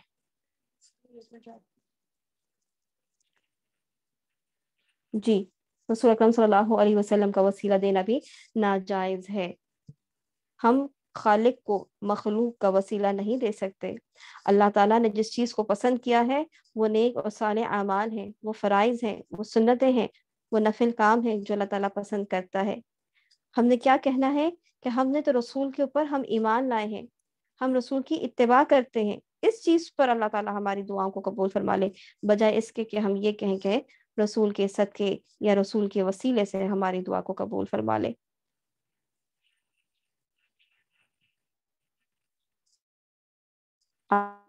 چلتے ہیں، ہم آج کے سبق کو دیکھتے ہیں کہ آج جو ہمارا سبق تھا وہ کیا تھا۔ اللہ سے دعا ہے کہ اللہ تعالیٰ ہمارے وقت میں برکت دے اور ہماری آج کی کلاس بھی آج ہی کے دن مکمل ہو سکے۔ ہم آج کے سبق میں پڑھیں گے توحید اسماء و صفات کے بارے میں، اللہ کے نام سے اس کی صفات کی دلیل کے بارے میں، اللہ تعالیٰ کی ذاتی اور فعلی صفات کے بارے میں، اللہ تعالیٰ کے ناموں میں الحاد کیسے کیا جاتا ہے، اللہ تعالیٰ کے نام اول آخر ظاہر اور باطن کی کیا معنی ہے، اللہ تعالیٰ اپنے عرش پر مستوی ہے، رسول اکرم صلی اللہ علیہ وسلم کو حاضر اور ناظر کہنا کیسا ہے۔ تو سب سے پہلے ہم یہ دیکھیں گے توحید اسماء و صفات میں کہ توحید اسماء و صفات کیا چیز ہے۔ اللہ سبحانہ و تعالیٰ کے اسماء حسنہ یعنی ناموں اور صفات پر اس طرح ایمان لایا جائے جیسے کہ خود اللہ تعالیٰ نے قرآن مجید میں ذکر فرمایا ہے اور جیسے احادیث رسول صلی اللہ علیہ وسلم میں بیان ہوا ہے۔ اللہ تعالیٰ کی تمام صفات کمال و جمال اور جلال میں ہر لحاظ سے اکیلے اور یکتا ہے، جن میں کسی بھی طرح کوئی دوسرا ان کا شریک ہرگز نہیں ہو سکتا۔ اللہ تعالیٰ کی جتنی بھی صفات ہیں، تمام کی تمام صفات نقص سے، عیب سے اور مخلوق کی مشابہت سے بالکل پاک ہیں۔ کیا کہا کہ اللہ تعالیٰ کی جتنی بھی صفات ہیں وہ ساری کی ساری بے عیب ہیں، اس میں کوئی عیب نہیں ہے اور مخلوق کی مشابہت سے بالکل پاک ہیں۔ ہم اللہ تعالیٰ کی کسی بھی صفات کو مخلوق کے ساتھ تشبیہ نہیں دے سکتے، ان صفات میں ہم کمی بھی نہیں کر سکتے اور نہ ہی زیادتی کر سکتے ہیں۔ जैसा अल्लाह सुब्हानहू तआला ने बयान फरमाया है वैसा का वैसा ही हमने ईमान लाना है। तमाम की तमाम सिफात की कैफियत सिर्फ वही अल्लाह जानता है, हम उसकी सिफात की कैफियत को नहीं जानते। तमाम नाम और सिफात हमेशा से हैं और हमेशा रहेंगे। अल्लाह सुब्हानहू व तआला कुरान मजीद में फरमाता है लैसा कमिस्लिही शैउन व हुवस समीउल बसीर, इस अल्लाह की मिसल कोई चीज नहीं और वो सुनने देखने वाला है। हम यहाँ पे ये देखेंगे कि अल्लाह सुब्हानहू व तआला का नाम अर्रहमान है। अल्लाह ताला का नाम अर्रहमान किस सिफत की दलील है? अल्लाह ताला की रहमानियत की दलील है। अल्लाह ताला रहम करने वाला है। अल्लाह ताला की रहमत वसी है, हर चीज के ऊपर छाई हुई है। अस्समी अल्लाह सुब्हानहू तआला का नाम है और ये अल्लाह ताला की कौन सी सिफत की दलील है? जी, अल्लाह ताला का नाम अस्समी है। ये कौन सी सिफत की दलील है? कि अल्लाह ताला माशाल्लाह बारिक अल्लाह फीकुम, कि अल्लाह ताला सुनता है। अल्लाह ताला का नाम अल-बसीर किस सिफत की दलील है? अल्लाह ताला देखने वाला है, अल्लाह ताला देखता है। आपको आज भी जब हम इसको पढ़ रहे हैं तो मुमकिन है कि आपके ज़हन में फिर ये आए कि इसमें कौन सी खास बात। हम जानते हैं कि अल्लाह ताला अस्समी है, इसका मतलब है कि अल्लाह ताला सुनने वाला है। हम क्यों इसको खोल खोल कर पढ़ें कि इसकी कौन सी सिफात है? तो ये इसलिए ज़रूरी है कि हमारे माशरे में ऐसे लोग मौजूद हैं और आज से नहीं, काफ़ी ज़माने पहले से ऐसे लोग मौजूद हैं जिन्होंने अल्लाह ताला के नाम को मान लिया मगर अल्लाह ताला के नाम में मौजूद सिफत का इनकार कर दिया। यानी इंसानों में तो ऐसा हो सकता है, जैसे मिसाल के तौर पे कोई शख्स अपने बेटे का नाम जमील रख देता है यानी खूबसूरत, लेकिन हो सकता है कि वो लड़का खूबसूरत ना हो। इसी तरीके से हम ऐसे नाम रख देते हैं जो उस बंदे से मुताबिकत नहीं रखता। मिसाल के तौर पे लोग असद नाम रख लेते हैं मगर क्या वो इंसान शेर होता है? नहीं, ऐसा नहीं होता। लेकिन अल्लाह सुब्हानहू तआला के नाम ऐसे नहीं कि जिनके माना ना हो, जिसमें सिफत ना हो। उसके माना है, उसका मतलब है, हम उसके माना का इनकार नहीं करते। ये बात वाज़ेह है, ऐसा तो नहीं कोई ऐसी बात बोल दी जो समझ ना आए हो। मैंने कहा कि इंसानों में तो ऐसा होता है कि इंसान अपने बच्चों के नाम ऐसे रख देता है जो उसके अंदर सलाहियत नहीं होती। कोई इसकी एग्जाम्पल देगा? कैसे कैसे नाम होते हैं हमारे पास?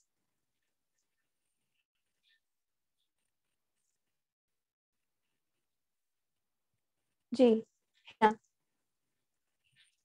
जी सिस्टर है ना, आबिद हमारी एक बड़ी बहन है, आबिद लिखा। आबिद का क्या मतलब है? इबादत गुजार।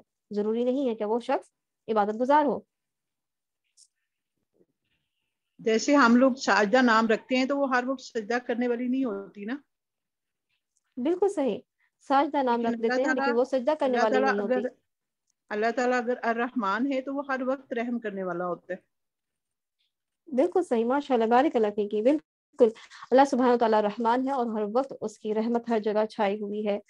लेकिन हम जब किसी का नाम रखते हैं तो फिर ऐसा नहीं होता। इसी तरीके से मजीद कुछ नामों की इससे पहले कि जाएं हम मजीद आगे इसी को देख लेते हैं समी और सुनना के हवाले से कि अल्लाह सुब्हानहू तआला के बारे में जब हम कहते हैं कि अल्लाह ताला समात और बसारत से मुत्तसिफ है, यानी अल्लाह ताला सुनता है और जानता है, तो इसका क्या मतलब है कि अल्लाह ताला की समात और बसारत मखलूक की समात और बसारत के मुशाबे नहीं है, बल्कि अल्लाह की समात तमाम मसमूआत को मुहीत है, यानी वो तमाम तर आवाज़ों को सुनने वाला है और उन्हें देख रहा है। और अल्लाह तमाम जाहिर और बातिन चीज़ों को देख रहा है, खा वो कितनी पोशीदा ही क्यों ना हो। यानी इंसान तो इस बात की सलाहियत नहीं रखता कि वो हर चीज़ को सुन सके। हम तो एक से दो और दो के बाद अगर ज़्यादा आवाज़ें आएँ तो बस हमारी तो बस हो जाती है, लेकिन अल्लाह सुब्हानहू व तआला हर आवाज़ को सुनने वाला है, हर पोशीदा चीज को देखने वाला है। हम मजीद उसकी کچھ نام کو دیکھ لیتے ہیں. اللہ سبحانہ تعالیٰ کا نام الحی ہے. الحی کون سی صفت کی دلیل ہے؟ جی لکھیے, کون بتائے گا الحی کس صفت کی دلیل ہے؟ نورین اعجاز.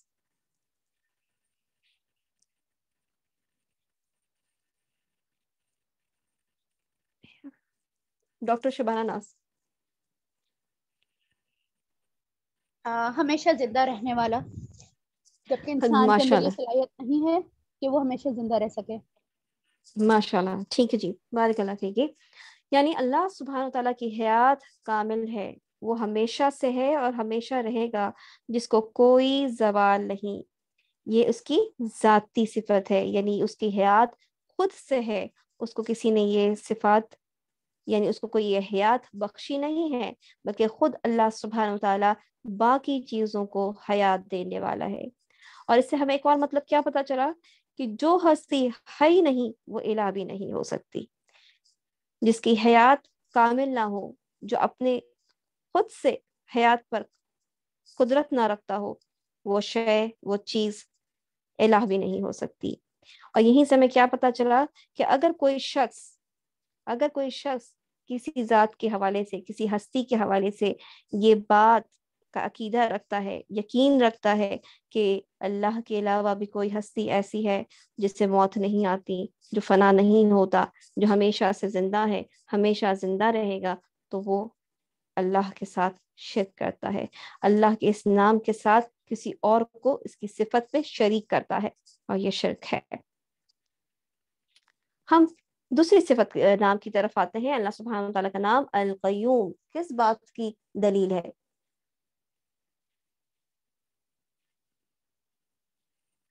عثما بتائیے. السلام علیکم. وعلیکم السلام ورحمۃ اللہ وبرکاتہ. جی بہن. جی میں سمرین انس. جی جی القیوم اللہ تعالیٰ کی صفت ہے, جو ہے قائم رہنے والا, جو ہمیشہ قائم رہے گا, اور یہ اللہ تعالیٰ کی ذاتی صفت میں سے ایک صفت ہے. بارک اللہ فیک, بالکل صحیح جواب, ماشاء اللہ. اللہ سبحانہ وتعالی القیوم جی ہے, آپ ہی, میرا ایک قائم. سوال بھی ہے. سوال آپ چیٹ پہ لکھ لیں. ٹھیک ہے.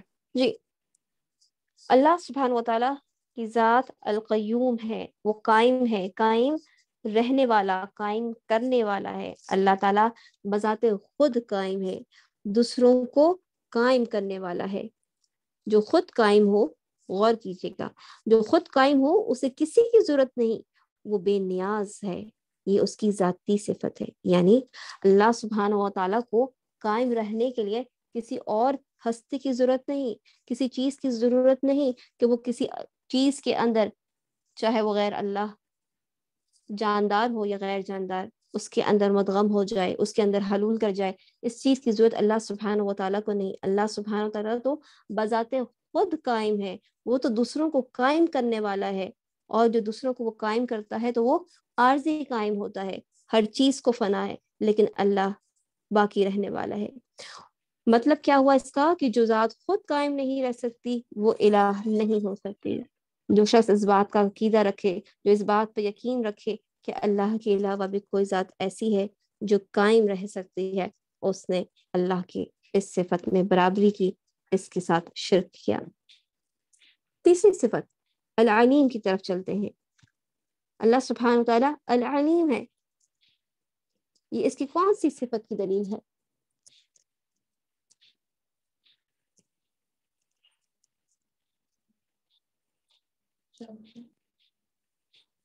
سسٹر شبانہ.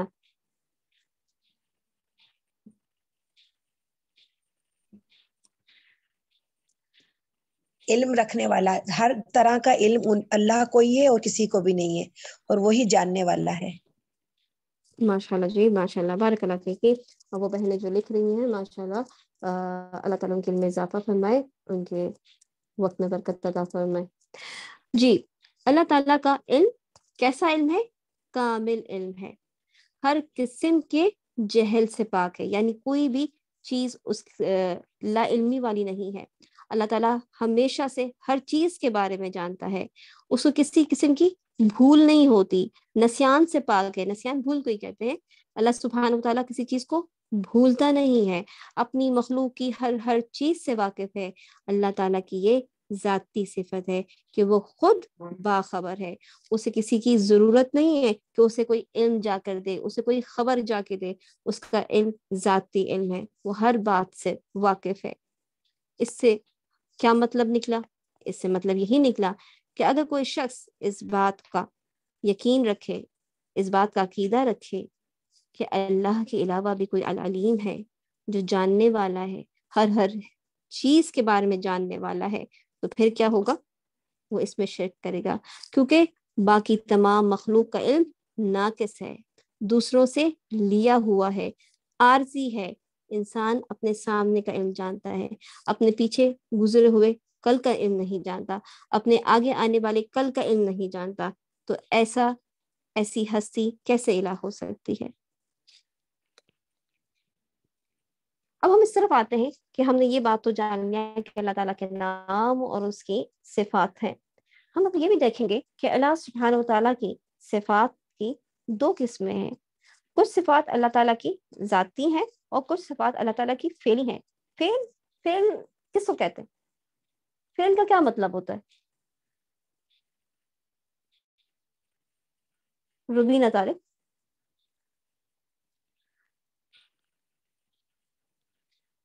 کام کرنے کو کہتے ہیں، ایکشنز کرنے کو کام کہتے ہیں۔ کرنے کو، ٹھیک ہے، جی تو کام ہم کرنے کو جیسے کہتے ہیں۔ بالکل ہم توحید ربوبیت میں اس بات کو ہم پڑھ چکے کہ اللہ سبحانہ تعالیٰ کے ایکشنز، اللہ تعالیٰ کے افعال کو ہم کیا کہتے ہیں کہ توحید ربوبیت میں ہم اللہ تعالیٰ کے ایکشنز کا اقرار کرتے ہیں کہ جس چیز کو اللہ تعالیٰ نے اپنے لیے ثابت کیا ہم اس کا اقرار کرتے ہیں کہ اللہ تعالیٰ یہ کام کرنے والا ہے، جیسے کہ اللہ تعالیٰ خالق ہے، اللہ پیدا کرنے والا ہے، یہ اس کی صفات فعلی بھی ہے۔ ٹھیک ہے، اب ہم اس کو دیکھتے ہیں کہ صفات ذاتی اور صفات فعلی۔ یہاں پر اللہ سبحانہ و تعالیٰ نے فرمایا بل یداہ مبسوطتان، کیا فرمایا؟ بل یداہ مبسوطتان، اللہ کے دونوں ہاتھ پوری طرح کشادہ ہیں۔ پہلی بات تو یہ سوچتے ہیں کہ یہ اللہ سبحانہ و تعالیٰ نے کیوں بیان فرمایا؟ اس کی وجہ یہ ہے کہ یہودیوں نے یہ کہا تھا کہ اللہ سبحانہ و تعالیٰ کا ہاتھ بندھا ہوا ہے، اللہ تعالیٰ نے ان کی اس بات کی تردید کی۔ اس سے ایک بات اور بھی ہمیں پتہ چلتی ہے کہ اگر ہمارے سامنے ایسی کسی بات کا تذکرہ ہو جو اللہ تعالیٰ کی صفات نہ ہو تو ہمیں بھی اس کی تردید کرنی چاہیے۔ جیسے کہ خود ہم جانتے ہیں کہ یہودیوں نے حضرت عزیر علیہ السلام کو اللہ تعالیٰ کا بیٹا کہا، تو کیا ہم اس کی تردید کرتے ہیں؟ ہم کیا پڑھتے ہیں؟ ہم اس بات کا اقرار کرتے ہیں یا انکار کرتے ہیں؟ عیسائیوں نے حضرت عیسیٰ علیہ السلام کو اللہ تعالیٰ کا بیٹا کہا، ہم اس بات کا اقرار کرتے ہیں یا انکار کرتے ہیں؟ کیا ہمارے لیے جائز ہے کہ ہم میری کرسمس کہیں، اس بات کی خوشی منائیں؟ الحمدللہ الحمدللہ، آپ بہنوں کا جواب نظر آ رہا ہے، الحمدللہ۔ تو ہم اس کا انکار کرتے ہیں۔ اسی طریقے سے جب یہودیوں نے یہ کہا کہ اللہ سبحانہ و تعالیٰ کے ہاتھ بندھے ہوئے ہیں تو اللہ کہاں پہ بہت ساری جگہ سسٹرز ہماری چیٹ پر لکھ رہی ہیں۔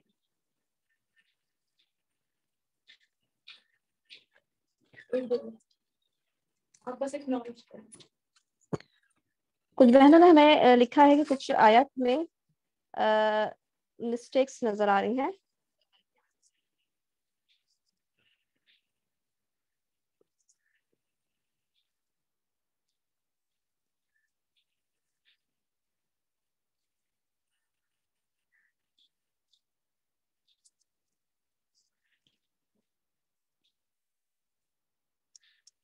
ہماری کچھ بہنیں ایسی ہیں جو انہوں نے ماشاءاللہ سے بڑی اچھی کوشش کی ہے، انشاءاللہ میں اس چیز کے اوپر نظر کروں گی جو یہ کہہ رہی ہیں کہ کہیں پہ زبر زیر پیش کی غلطی ہے یا ممکن ہے کہ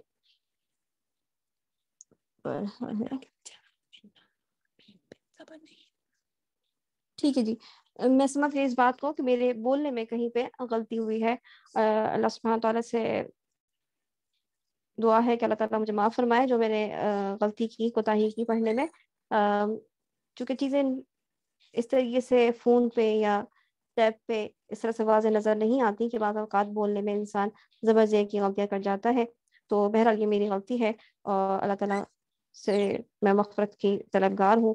अल्लाह ताला मुझे इस पे माफ़ फरमाए। आप लोगों की इस्लाह करने का शुक्रिया।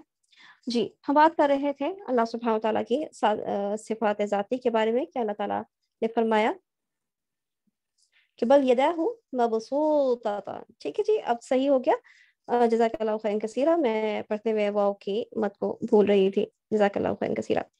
अल्लाह के दोनों हाथ पूरी तरह कुशादा हैं। अल्लाह सुब्हानहू व तआला ने यहूदियों की बात की तरदीद की है।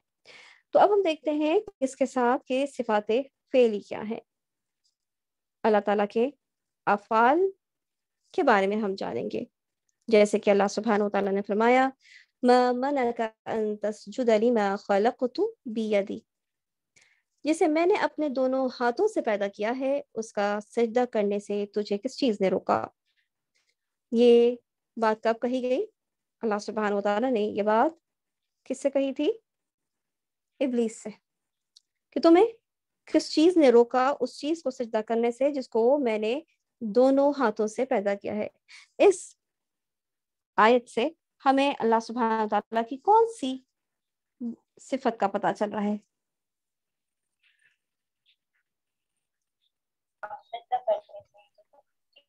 जी, ज़रमीला। इससे अल्लाह ताला की तख्लीक की सिफ़त का पता चल रहा है कि अल्लाह ताला पैदा करने पर कादिर है। अल्लाह ताला का पैदा करना उसकी फ़ेली सिफ़त है और इसमें ज़ाती सिफ़त कौन-सी पता चल रही है अल्लाह ताला की? अल्लाह ताला ने इसे दोनों हाथों से पैदा किए हैं। यानी हम इस बात का इकरार करेंगे कि अल्लाह सुब्हानहू व तआला ने यहाँ पर अपने 2 हाथ का ज़िक्र किया है। हम इस 2 हाथों की जगह पर कोई और बात नहीं करेंगे, यानी अपनी मर्ज़ी से इसके कुछ और माना नहीं बयान करेंगे। जिस तरह से अल्लाह ताला ने बयान फरमाया है, हम उसी तरीके से इस बात पर ईमान लाते हैं कि अल्लाह ताला ने अपने लिए 2 हाथ का ज़िक्र किया है। अब हम आते हैं इस बात पे कि इसी तरह अल्लाह ने, जैसे हमने देखा है वहाँ पे अल्लाह ताला ने इस बात किया है, इकरार किया है कि उसके 2 हाथ हैं। इसी तरह से कुछ आयत ऐसी हैं जिसमें अल्लाह ताला ने कुछ चीज़ों की नफ़ी की है। अल्लाह ताला ने अपनी ज़ात से जिन चीज़ों की नफ़ी की है या रसूल अकरम सल्लल्लाहु अलैहि वसल्लम ने अल्लाह की ज़ात से जिन चीज़ों की नफ़ी की है, इस पर भी हम ईमान रखते हैं। इसका क्या मतलब हुआ कि जैसे कि हम सूरह बकरा की आयत में 255 में देखते हैं कि ला तअख़ुज़ुहु सिनतुन वला नौम। क्या मतलब है इसका? जिसे न ऊँग आती है ना नींद। तो इसमें किस चीज़ का इनकार किया गया है कि अल्लाह सुब्हानहू व तआला एक ऐसी ज़ात है जिसे ऊँग नहीं आती। ऊँग किसको आती है? इंसानों को आती है, कमज़ोरों को आती है। वो थक जाते हैं इंसान तो हमें ऊँग आने लगती है। जब ये थकन बढ़ जाती है तो हम सो जाते हैं। तो ये सिफ़त किस चीज़ की है? कमज़ोरी की सिफ़त है। ये ऐब है कि इंसान जाग नहीं सकता और अल्लाह सुब्हानहू व तआला हर किस्म की ऐब से पाक है। इसी तरीके से अल्लाह सुब्हानहू व तआला ने सूरह फुरक़ान में फरमाया वतवक्कल अलल हय्यिल लज़ी ला यमूत। इस हमेशा जिंदा अल्लाह ताला पर तवक्कल करें जिसे कभी मौत नहीं। तो यहाँ पर तवक्कल करने के लिए कहा गया किसके ऊपर? जिसकी ज़ात अल हई है, जिसे कभी मौत नहीं आएगी। तो अल्लाह सुब्हानहू व तआला ने जिस चीज़ का यहाँ पर इनकार किया अपनी ज़ात में से, वो क्या है?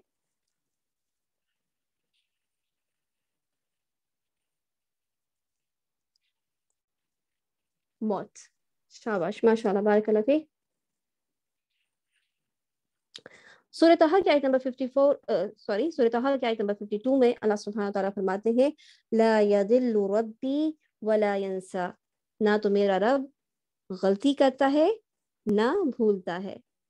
تو یہاں پہ ہم نے کیا دیکھا کہ اللہ سبحانہ و تعالیٰ نے اپنی ذات سے کس چیز کی نفی کی ہے؟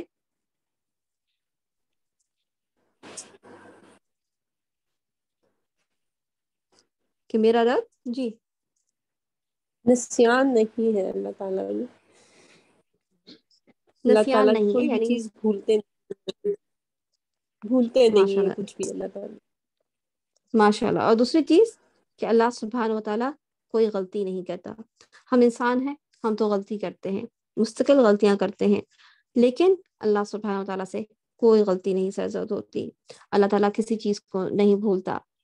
پھر اللہ تعالیٰ سورۃ الاخلاص میں اللہ تعالیٰ نے فرمایا لم یلد ولم یولد ولم یکن لہ کفوا احد. اس کی کوئی اولاد ہے اور نہ وہ کسی کی اولاد ہے، اور اس کا کوئی ہمسر نہیں ہے. اللہ سبحانہ تعالیٰ نے سورۃ الاخلاص میں کس چیز کی نفی کی؟ اللہ جیسا کوئی نہیں جی اللہ دوسرا. تعالیٰ نے، ٹھیک ہے ماشاء اللہ، اللہ جیسا کوئی دوسرا نہیں ہے، اور نہ وہ خود کسی کی اولاد ہے اور نہ اس کی کوئی اولاد ہے. تو جن چیزوں سے اللہ تعالیٰ نے اپنے آپ کو پاک قرار دیا ہے، ہم بھی اللہ سبحانہ تعالیٰ کو ان چیزوں سے پاک قرار دیتے ہیں.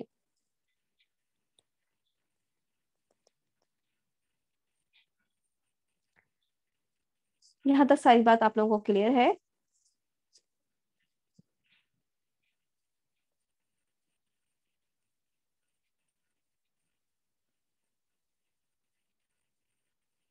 الحمدللہ الحمدللہ.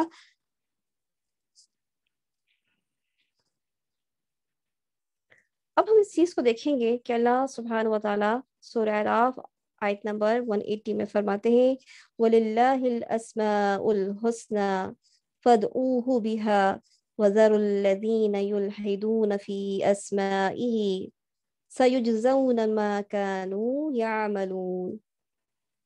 اور اچھے اچھے نام اللہ ہی کے لیے ہیں، سو ان ناموں سے اللہ ہی کو موسوم کیا کرو، پکارا کرو، اور ایسے لوگوں سے تعلق بھی نہ رکھو جو اس کے ناموں میں کجروی الحاد کرتے ہیں. ان لوگوں کو ان کے کیے کی ضرور سزا ملے گی.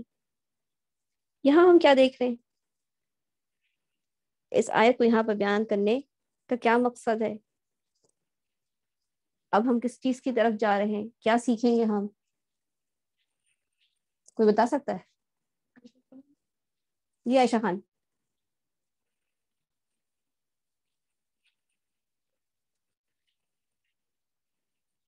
سمرین آصف. ٹھیک ہے. ریشما سسٹر نے ہمیں صحیح جواب دیا. وہ کہتی ہیں کہ ہم اس میں آگے جا کے الحاد کے بارے میں پڑھنا چاہتے ہیں. ٹھیک ہے. ہم ایک تو چیز ہم مائک میوٹ کر لیجئے جی. یہ آیت اس بات کی بدلیل ہے کہ ہم وسیلے کے طور پر کیا استعمال کریں کہ ہم اللہ تعالیٰ کے اسماء الحسنی کے نام سے دعائیں مانگیں، اللہ تعالیٰ کے پیارے پیارے ناموں کا واسطہ دے کر اللہ تعالیٰ سے دعا مانگیں. اور دوسری بات یہ دلیل ہے یہ آیت کہ جو لوگ اللہ کے ناموں میں کجروی یا الحاد کرتے ہیں ایسے لوگوں سے تعلق بھی نہ رکھو. اب ہم یہ دیکھتے ہیں کہ اللہ تعالیٰ کے ناموں میں الحاد کس سے کہتے ہیں اور کیسے کیا جاتا ہے. اللہ تعالیٰ کے ناموں میں الحاد کیسے کیا جاتا ہے، اس کی پہلی مثال یعنی پہلی قسم جو ہے وہ کیا ہے؟ انکار کرنا، یعنی سرے سے ہی انکار کر دیا جائے. ایک یہ ہے کہ اللہ تعالیٰ کے کسی نام کا انکار کر دیا جائے، یا وہ نام جن صفات اور احکام پر دلالت کرتے ہیں ان کا انکار کر دیا جائے. ٹھیک ہے. جیسے ابھی ہم نے پڑھا کہ اللہ تعالیٰ کے ہاتھ ہیں، کوئی شخص اس کا انکار کر دیتا ہے کہ اللہ تعالیٰ کے ہاتھ ہی نہیں ہے، یہ کیا ہے؟ انکار. دوسری بات مثال یہ تشبیہ دینا، اللہ سبحانہ تعالیٰ کی صفات کو اس کی مخلوقات کی صفات کے مشابہ قرار دینا، اس جیسا قرار دینا بھی الحاد ہے. اللہ تعالیٰ کی کسی بھی صفات کو مخلوق کی صفات کے جیسا کہنا کیا ہے؟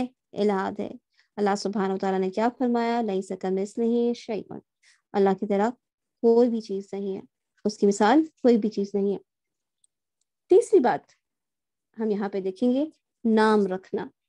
अपनी तरफ से अल्लाह ताला का कोई नाम रखा जाए जिसका अल्लाह ताला ने अपनी ज़ात के लिए जिक्र नहीं फरमाया, जैसे कि नसारा ने ज़ात बारी ताला को अल अब यानी बाप का नाम दिया, फलसफा ने अल इल्ला अल फाइला का नाम दिया। ये सब इल्हाद है। अल्लाह ताला के नाम तौफीकी हैं। अल्लाह ताला के नाम तौफीकी हैं। इससे मुराद ये है कि अल्लाह सुब्हानहु व तआला ने जो नाम अपने लिए पसंद फरमाया है, जिसका जिक्र अल्लाह सुब्हानहु व तआला ने कुरान मजीद में दिया है, जिसका जिक्र सही अहादीस में आया है, उसी नाम से अल्लाह ताला को मौसूम करना चाहिए, उसी नाम से अल्लाह सुब्हानहु व तआला को पुकारना चाहिए। अपनी तरफ से कोई नाम रखना इल्हाद है। चौथी किस्म इल्हाद की यह है कि अल्लाह के नामों से बातिल माबूद का नाम रखा जाए। अल्लाह ताला के नामों से अपने बातिल माबूदों का नाम रखना इल्हाद है। जैसे मुश्रिकीन मक्का क्या करते थे, उन्होंने अल्लाह ताला के नाम अल अजीज से अपने एक माबूद का नाम उज़्ज़ा रख दिया, अल्लाह से अल्लाह बना लिया। ये सब मुश्रिकीन मक्का का काम था। तो 4 तरीके से इल्हाद होता है। हमने ये चारों तरीके जान लिए। मजीद इसके बारे में हम आगे समझते जाएंगे इंशाल्लाह। हम एक अल्लाह सुब्हानहु व तआला की ज़ाती सिफत को देखते हैं। अल्लाह सुब्हानहु व तआला सूरह तहा की आयत नंबर 39 में फरमाते हैं, वलितुस्ना अला आइनी, ताकि तेरी परवरिश मेरी आंखों के सामने की जाए। जी, कौन बताएगा कि ये अल्लाह सुब्हानहु व तआला की कौन सी सिफत का जिक्र हुआ है?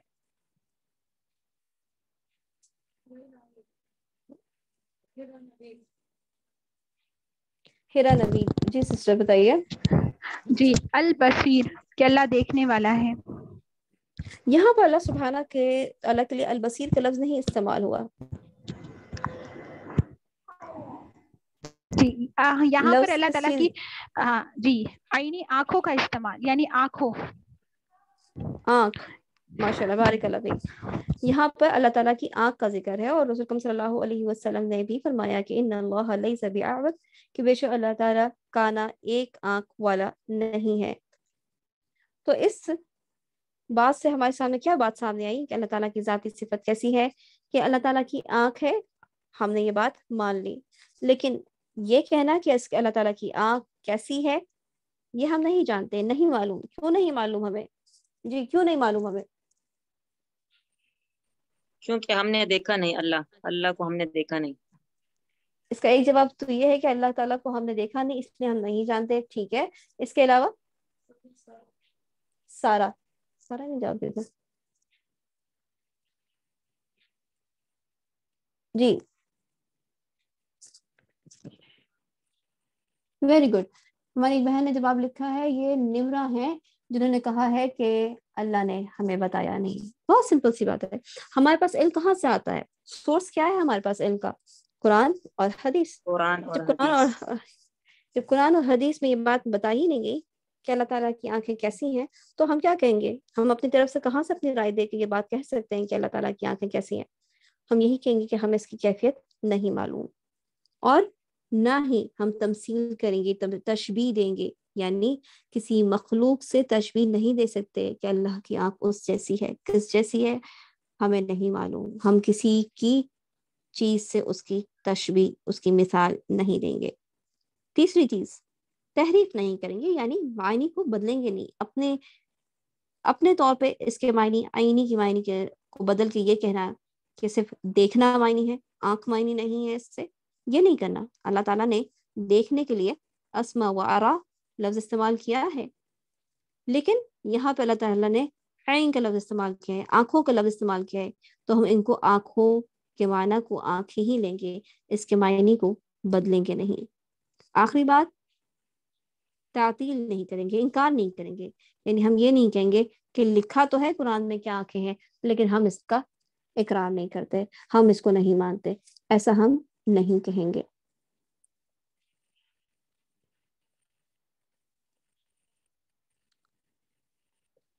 अब हम आते हैं अल्लाह ताला की एक मजीद صفت کا ذکر جو کہ ہے ثم استوى علی العرش، پھر اس نے عرش پر استوا فرمایا.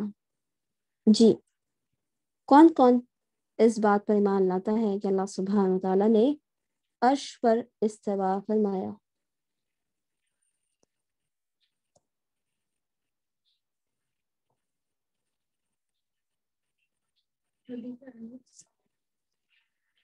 اللہ تعالیٰ کا عرش پر استوا ہونا اس کا فعل ہے، کیفیت ہمیں نہیں معلوم.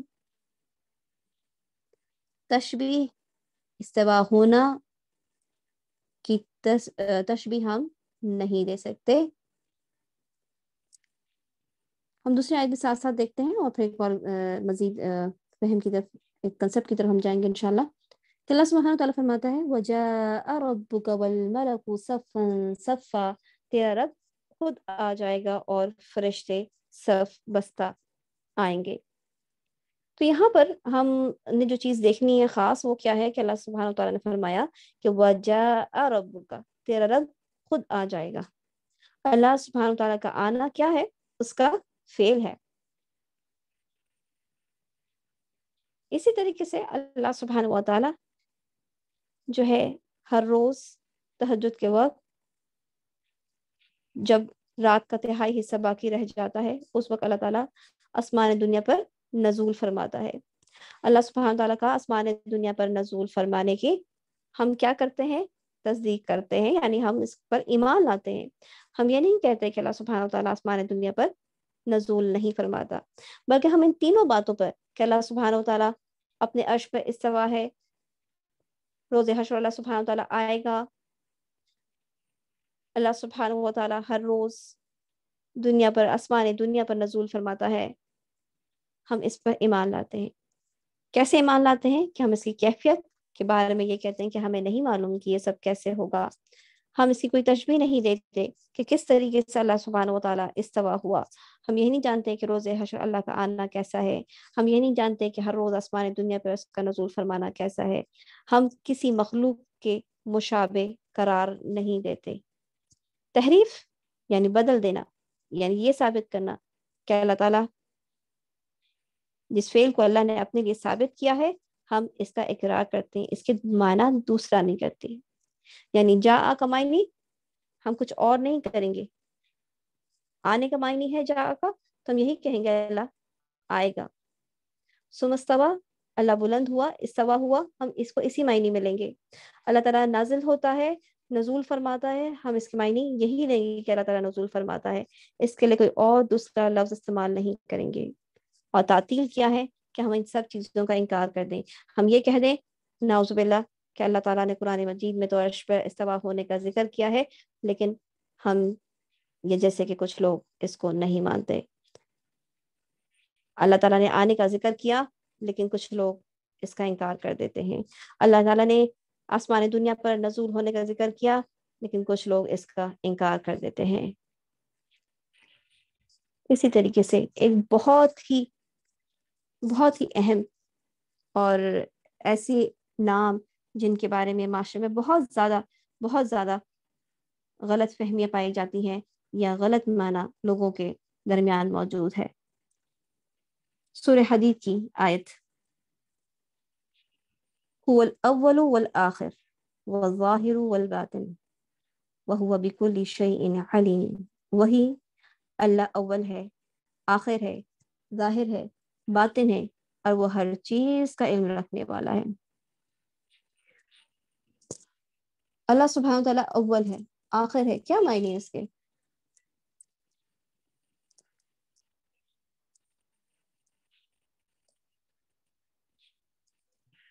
ہماری بہن سسٹر نائلہ خلیل نے لکھا ہے کہ جب کچھ جی السلام علیکم. وعلیکم السلام. جی یعنی اللہ تعالیٰ شروع سے ہے اور آخر تک رہے گا. ماشاء اللہ، بارک اللہ فیک. کہ اللہ سبحانہ تعالیٰ اول ہے اور وہی آخر ہے، نہ اس سے پہلے کچھ تھا اور نہ اس کے بعد کچھ ہوگا. لیکن اللہ سبحانہ تعالیٰ ظاہر ہے اور باطن ہے، کیا معنی ہے اس کے؟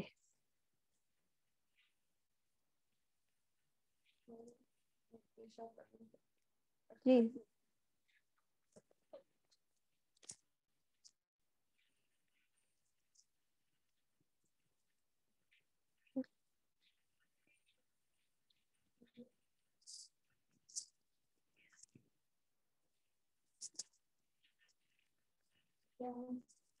جی میرا نوید.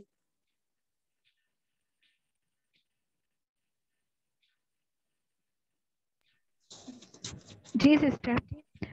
والظاہر والباطن یعنی اللہ تعالیٰ ہر چیز سے ہم دیکھیں تو یعنی اللہ تعالیٰ ہر چیز سے عیاں بھی ہے، یعنی اللہ کی قدرت عیاں بھی ہے، اور باطن اللہ تعالیٰ ہم سے چھپا ہوا بھی ہے لیکن ہم سے دور نہیں ہے.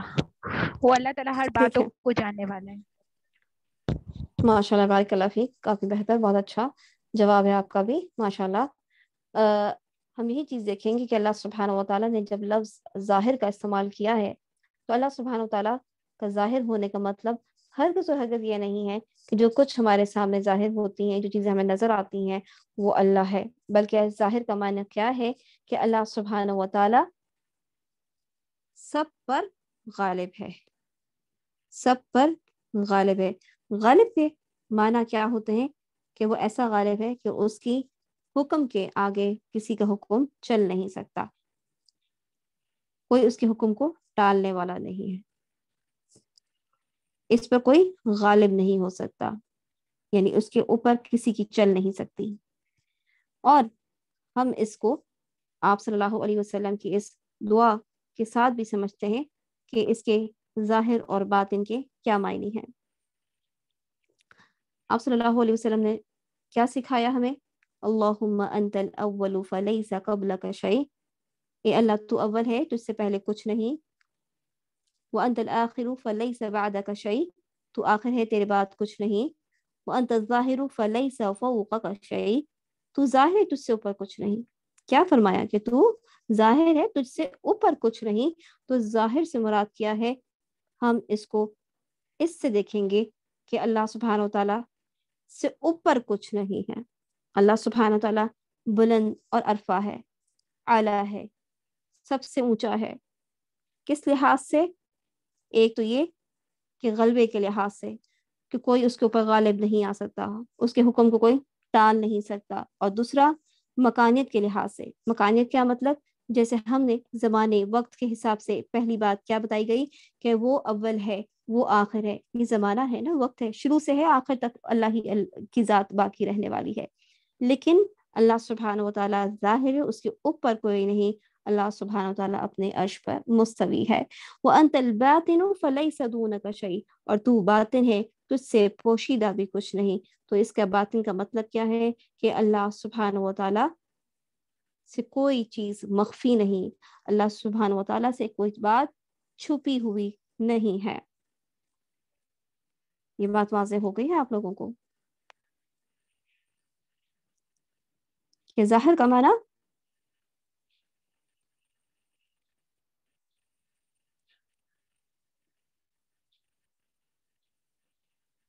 الحمدللہ الحمدللہ اللہ سبحانہ و تعالیٰ اپنے عرش پر مستوی ہے.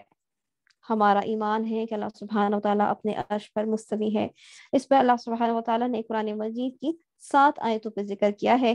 وقت کی کمی کی وجہ سے میں ان ساری آیتوں کو نہیں پڑھوں گی، لیکن آپ کے سامنے یہ موجود نظر آ رہی ہیں کہ اللہ سبحانہ و تعالیٰ نے اپنے عرش پر استوا ہونے کے بارے میں 7 آیتوں کا ذکر کیا. ہم مزید اس بارے میں پڑھتے ہیں کہ اللہ سبحانہ و تعالیٰ کے عرش پر مستوی ہونے کا ذکر اور کس آیت سے پتہ چلتا ہے. کیونکہ ہمارے معاشرے میں بہت سے ایسے لوگ ہیں جو اس بات کا اقرار کرتے ہیں کہ اللہ سبحانہ و تعالیٰ ہر جگہ موجود ہے. اللہ سبحانہ و تعالیٰ اپنے علم سے، اپنی قدرت سے ہر جگہ موجود ہے، مگر اپنی ذات سے اللہ تعالیٰ اپنے عرش پر مستوی ہے. اس کے لیے ہم دیکھتے ہیں کہ سورہ فاطر میں اللہ تعالیٰ نے کیا فرمایا. اللہ تعالیٰ فرماتے ہیں من كان يريد العزة فلله العزة جميعا إليه يسعد الكلم الطيب والعمل الصالح يرفعه. جو شخص عزت کا طلبگار ہے تو عزت تو سب اللہ ہی کے لیے ہے، اسی کی طرف پاکیزہ کلمات چڑھتے ہیں اور نیک عمل اس کو بلند کرتے ہیں. یہ آیت اس بات کی یہ آیت کس بات کی دلیل ہے؟ آپ لوگ بتائیں.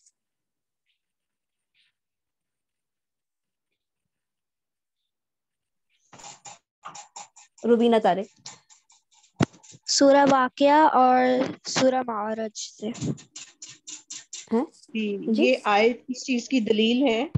کہ سارے کا سارا غلبہ اور عزت اللہ کے لیے ہی ہے، اور جو اعمال جو وسیلے کے لیے یعنی جو دعائیں اوپر چڑھتی ہیں وہ عمل صالح ان کو اوپر لے کے جاتے ہیں۔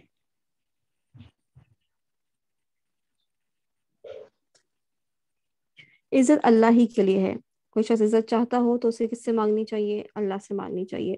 دوسری جی بات کیا ہے کہ سارے نیک عمل یعنی سارے نیک کلمات یعنی جو ہم ذکر اذکار کرتے ہیں، جو بات ہم اپنے زبان سے کہتے ہیں، اگر ہم اس کے مطابق عمل کرتے ہیں یعنی عمل سے بھی اس کا ثبوت دیتے ہیں تو وہ اللہ ہی کی طرف چڑھتے ہیں۔ تو یہ بات کس بات کا ثبوت دیتی ہے کہ اللہ سبحانہ و تعالیٰ کہاں ہے؟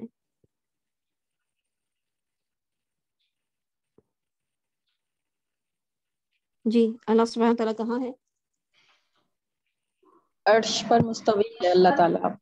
اللہ سبحانہ تعالیٰ اپنے عرش پر مستوی ہے۔ اگر اللہ سبحانہ تعالیٰ ہر جگہ موجود ہوتا تو یہ بات کیوں کہی جاتی کہ اس کی طرف پاکیزہ کلمات چڑھتے ہیں؟ پھر کلمات کو چڑھنے کی کیا ضرورت ہوتی؟ اسی طریقے سے واقعہ معراج میں آپ صلی اللہ علیہ وسلم کہاں گئے؟ کہاں گئے؟ آسمانوں کی طرف آپ صلی اللہ علیہ وسلم نے سفر کیا، کس بات کی طرف؟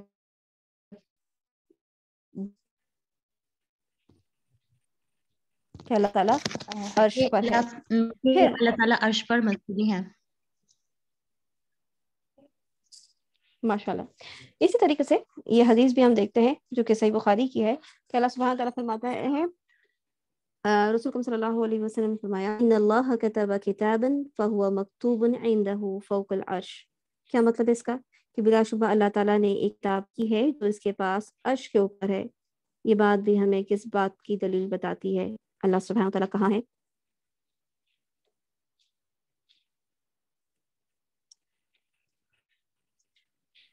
عرش معلی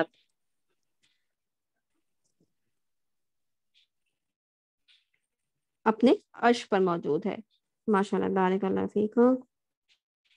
چلے جی مثال دیتے ہیں، کون پڑھے گا اس میں اس جو شرکیہ باتیں لکھی ہیں اس کے بارے میں کون روشنی ڈالے گا؟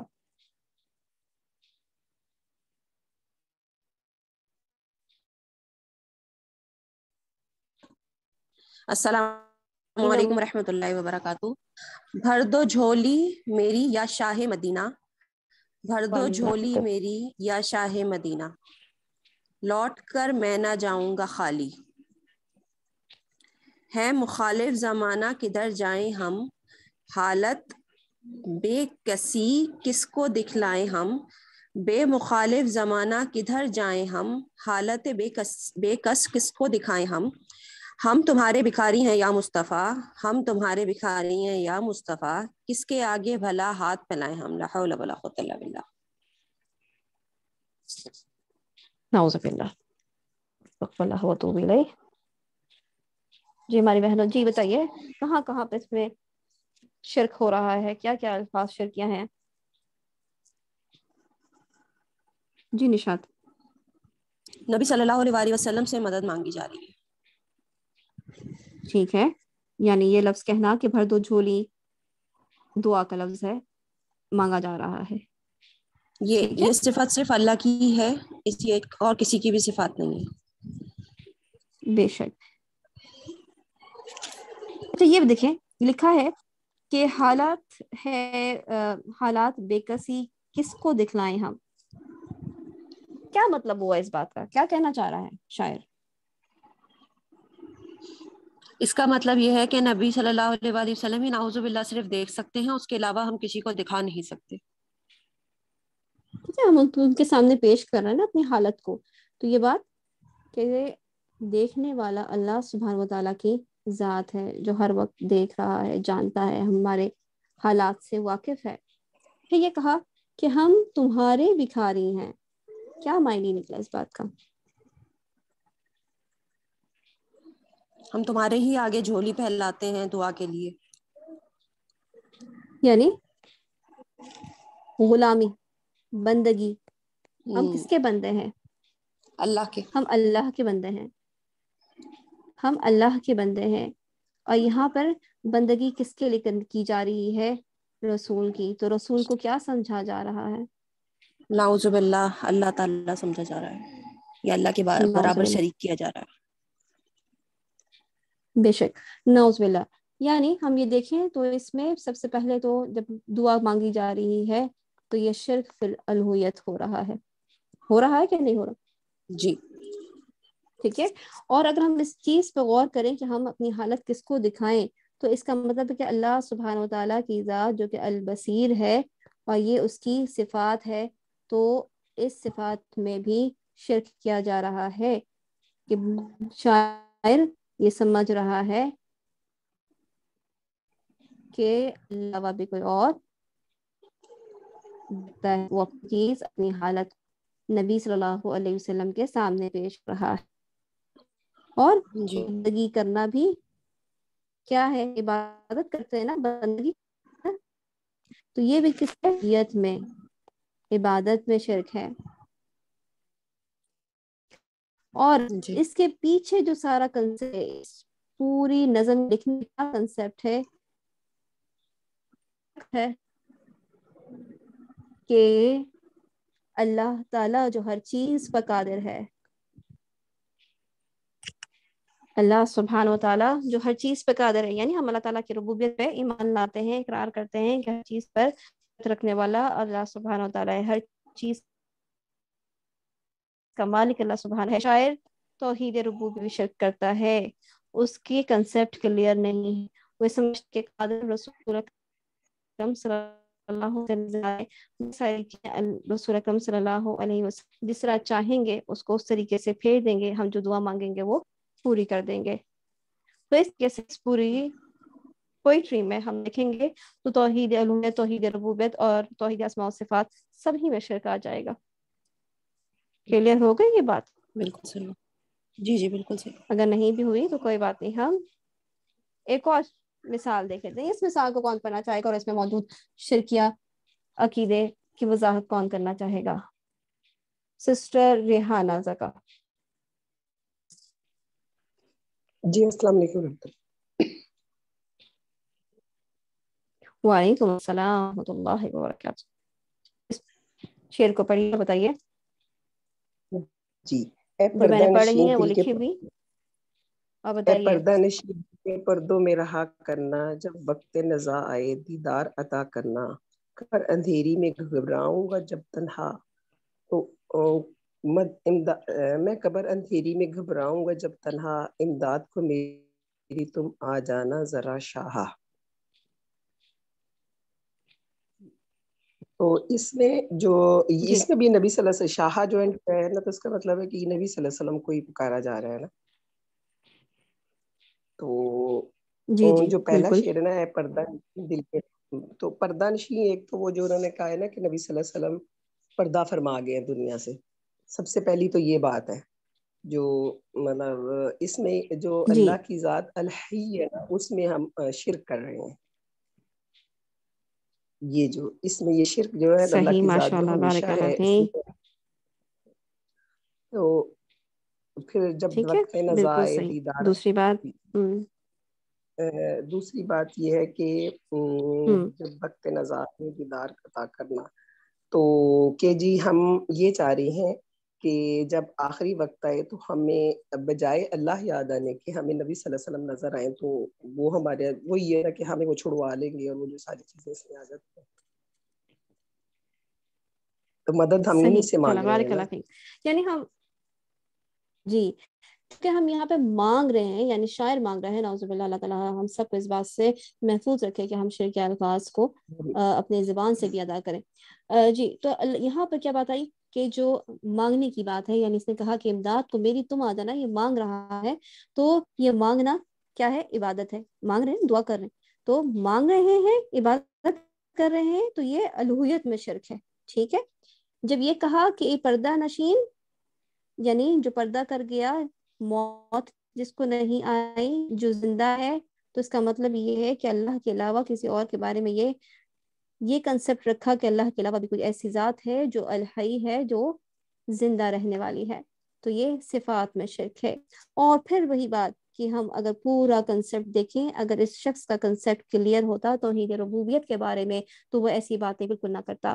توحید ربوبیت یعنی وہ اللہ تعالیٰ کے افعال سے ناواقف ہے، وہ اللہ تعالیٰ کی توحید ربوبیت کا اقرار کرنے کی بجائے انکار کرتا ہے۔ وہ نہیں جانتا کہ صرف اللہ سبحانہ و تعالیٰ ہی ایسا ہے جو ہر چیز پر قدرت رکھتا ہے، ہر چیز پر قادر ہے، وہی غموں کو تکلیفوں کو دور کرنے والا ہے، ہی نفع پہنچانے والا ہے۔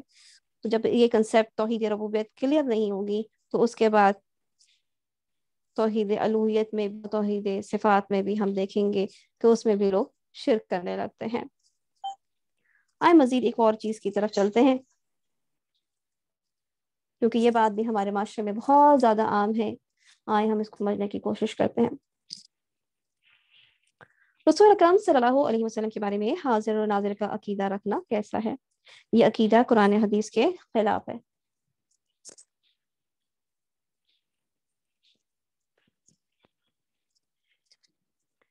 اللہ سبحانہ و تعالی فرماتے ہیں سورہ یوسف آیت نمبر 102،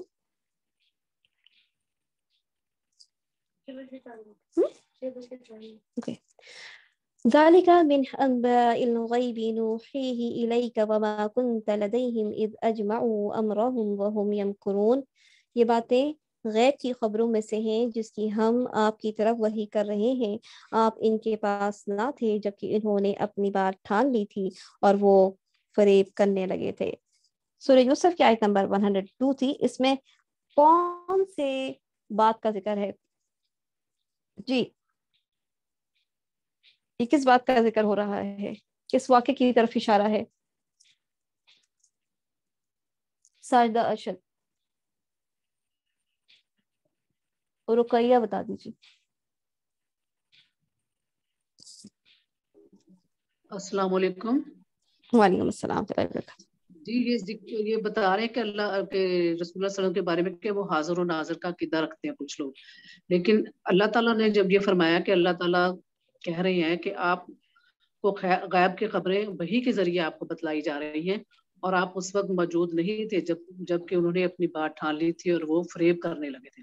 یعنی جب اللہ تعالیٰ نے قرآن میں ہمیں بتا دیا کہ نبی صلی اللہ علیہ وسلم کو غیب کی خبر کا علم نہیں ہے، وحی کے ذریعے ان کو بتایا۔ یہ شاید جب مکہ سے نہیں، یہ حضرت یوسف علیہ السلام کے بارے میں ذکر ہو رہا ہے، جب ان کے بھائی ان کے خلاف باتیں کر رہے تھے، جب انہوں نے اس بات کی ٹھان لی تھی کہ وہ حضرت یوسف علیہ السلام کو کنویں میں پھینک دیں گے، اس کے بعد کی ذکر ہو رہی ہے۔ تو اس وقت آپ صلی اللہ علیہ وسلم وہاں پر حاضر نہیں تھے، نہ ناظر تھے، نہ وہ موجود تھے، نہ وہ دیکھ رہے تھے۔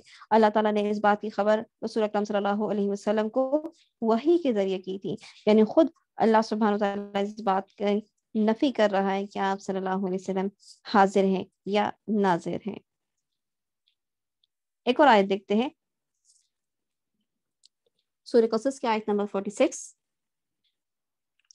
وَمَا كُنْتَ بِجَانِبِ الطُّورِ إِذْ نَادَيْنَا وَلَكِنْ رَحْمَةً مِّن رَّبِّكَ لِتُنذِرَ قَوْمًا مَّا آتَاهُمْ مِن نَذِيرٍ مِّن قَبْلِكَ لَعَلَّهُمْ يَتَذَكَّرُونَ۔ اور نہ آپ طور کی طرف تھے جبکہ ہم نے آواز دی، بلکہ یہ خبر آپ کی پروردگار کی طرف سے ایک رحمت ہے، اس لیے کہ آپ ان لوگوں کو ہوشیار کر دیں جن کے پاس آپ سے پہلے کوئی ڈرانے والا نہیں پہنچا، تاکہ وہ نصیحت حاصل کریں۔ جی، اس آیت میں کون سی بات کا ذکر ہو رہا ہے؟ جی نورین اجاز۔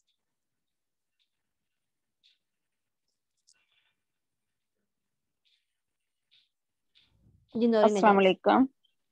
وعلیکم السلام السلام علیکم ورحمۃ اللہ ورحمۃ وبرکاتہ۔ اللہ۔ اس آیت میں یہ بتایا جا رہا ہے کہ جب کوہ طور پر حضرت موسیٰ علیہ السلام گئے تھے تو اس کی خبر دی جا رہی ہے کہ وہ پروردگار خبر دے رہے ہیں وہ آپ صلی اللہ علیہ وسلم کو کہ وحی کے ذریعے انہیں بتایا جا رہا تھا۔ جب حضرت موسیٰ علیہ کوہ طور پر گئے تو اللہ تعالیٰ کی طرف سے انہیں آواز آئی۔ ٹھیک ہے، ماشاء اللہ، بارک اللہ فیک۔ یعنی ہمیں اس آیت سے کیا پتہ چل رہا ہے کہ کوہ طور کا حضرت موسیٰ علیہ السلام کا جانا، وہاں پہ ان کی کتاب کا ملنا آپ صلی اللہ علیہ وسلم کو نہیں معلوم تھا. یہ تو آپ صلی اللہ علیہ وسلم کو اللہ سبحانہ تعالیٰ نے بذریعہ وہی اطلاع کی، یعنی آپ خود یہ بات نہیں جانتے تھے، کیونکہ آپ صلی اللہ علیہ وسلم حاضر بھی نہیں ہیں اور ناظر بھی نہیں ہیں. اگر آپ صلی اللہ علیہ وسلم حاضر ہوتے، ناظر ہوتے، تو خود بخود یہ بات جانتے ہوتے. اسی طریقے سے ہم اس حدیث کو بھی دیکھتے ہیں جس میں ہے کہ میں نے اللہ کے رسول صلی اللہ علیہ وسلم کی زبان مبارک میں ایک رات عشاء کے بعد دیر کری. یعنی یہ بات حضرت عائشہ رضی اللہ عنہا فرما رہی ہیں کہ میں نے ایک رات عشاء کے بعد دیر کر دی، پھر آئی تو آپ صلی اللہ علیہ وسلم نے فرمایا تم کہاں تھی؟ میں نے عرض کیا میں آپ کے ایک صحابی کی قرات سن رہی تھی، میں نے نہ اس کی قرات کی طرح کوئی قرات سنی ہے، نہ اس کی آواز کی مانند کوئی آواز. پھر آپ صلی اللہ علیہ وسلم کھڑے ہوئے اور میں بھی آپ کے ساتھ کھڑی ہو گئی، حتیٰ کہ آپ صلی اللہ علیہ وسلم نے قاری کی قرات سنی، پھر میری طرف توجہ کی اور فرمایا یہ ابو حذیفہ کی آزاد کردہ غلام سالم ہیں، تمام تعریفیں اس اللہ کے لیے ہیں جس نے میری امت میں اس طرح کے لوگ پیدا کیے ہیں. یہاں پر کون سی بات قابل غور ہے؟ کیا آپ صلی اللہ علیہ وسلم نے کیا فرمایا؟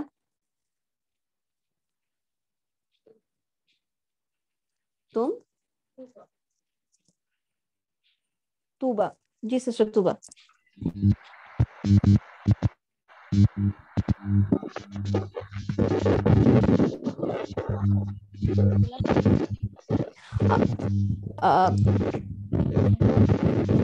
سسٹر ریحانہ زکا.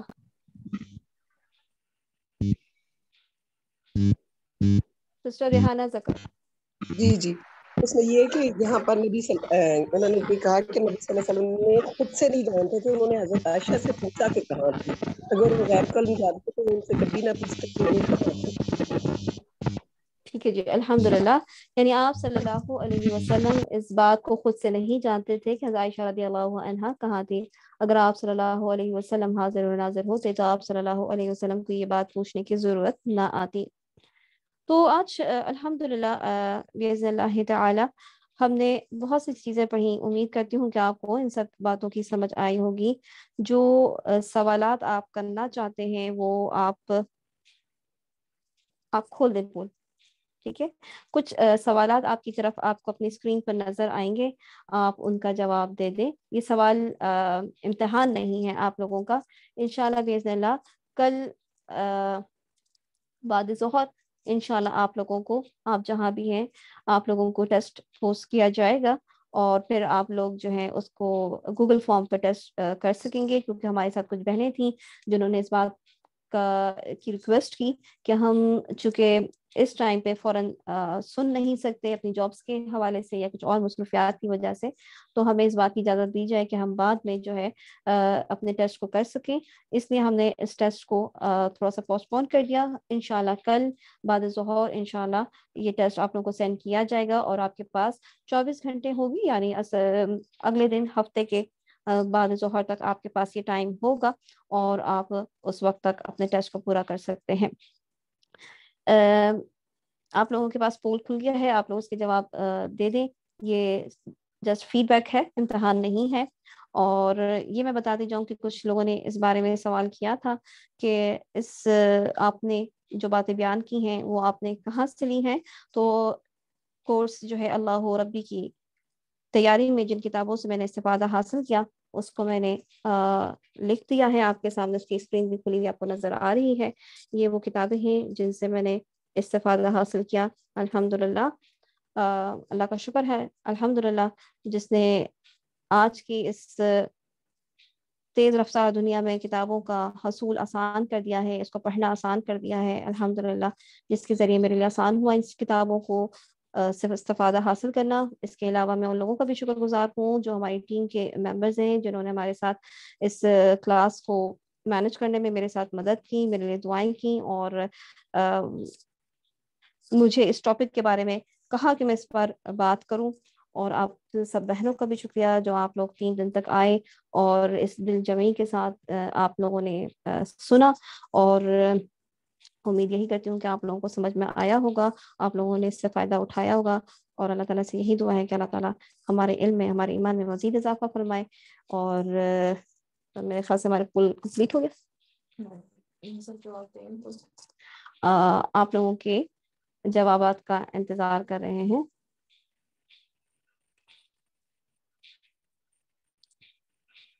आप अपनी स्क्रीन पर ही इसका जवाब लिख सकते हैं।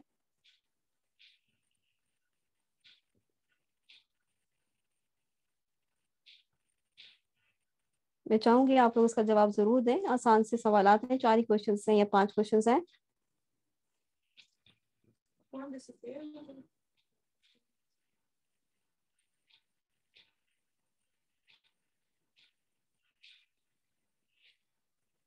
जी अब आ रहा है।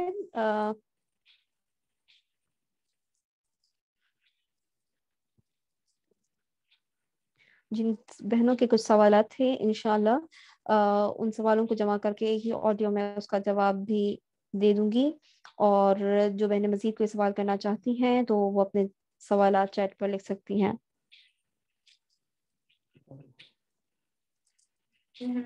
जी पोल खोल दें। जी पोल खोल दिया गया है। नजर नहीं आ रहे स्क्रीन पे तो नहीं सवालात।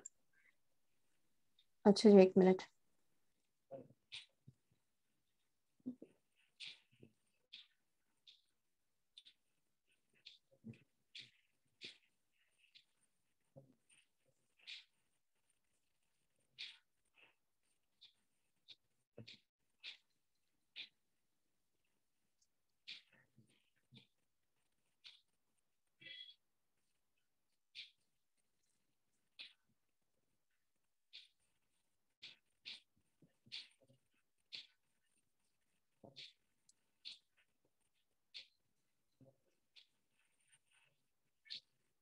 जी अब नजर आ रहा है।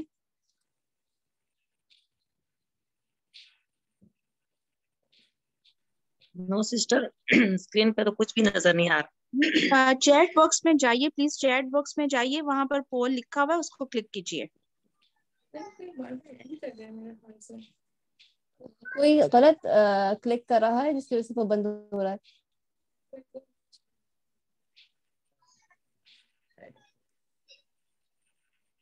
कोई को होस्ट है जो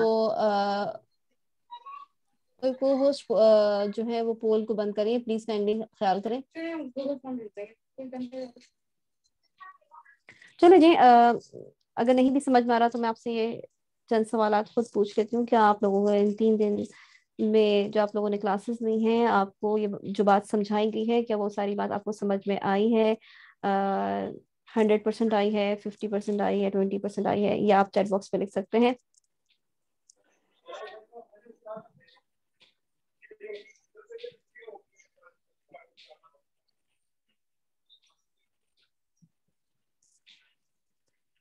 जिन बहनों को बात कम समझ में आई है वो मुझसे क्या चाहते हैं कि मेरा अंदाज़ बयान ठीक नहीं था, मैं बहुत तेज गई, मुझे अपने तरीक़ेकार को ठीक करना चाहिए, ये मेरी बात मुश्किल थी।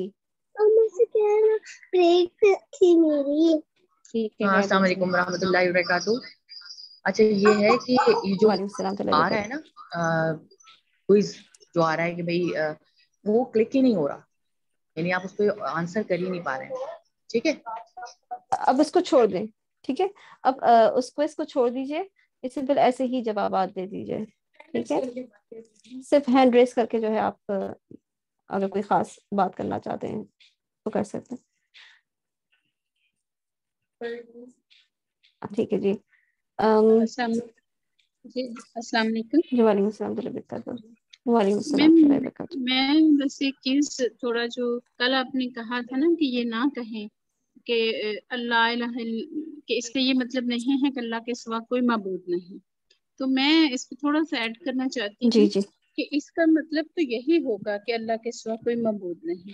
जो ये बात है यही जब जो कोई मुसलमान होता है तब वो यही कहता है ना कि हमारे नजदीक तो कोई माबूद नहीं है ना, अगर किसी ने पूजा तो उसी की तो इनकार करना है कि अल्लाह के सिवा। और आपने खुद यहाँ आज लिखा है कि इलाह वो होता है जो खुद से हो, ठीक है, उसको किसी ने नहीं बनाया है।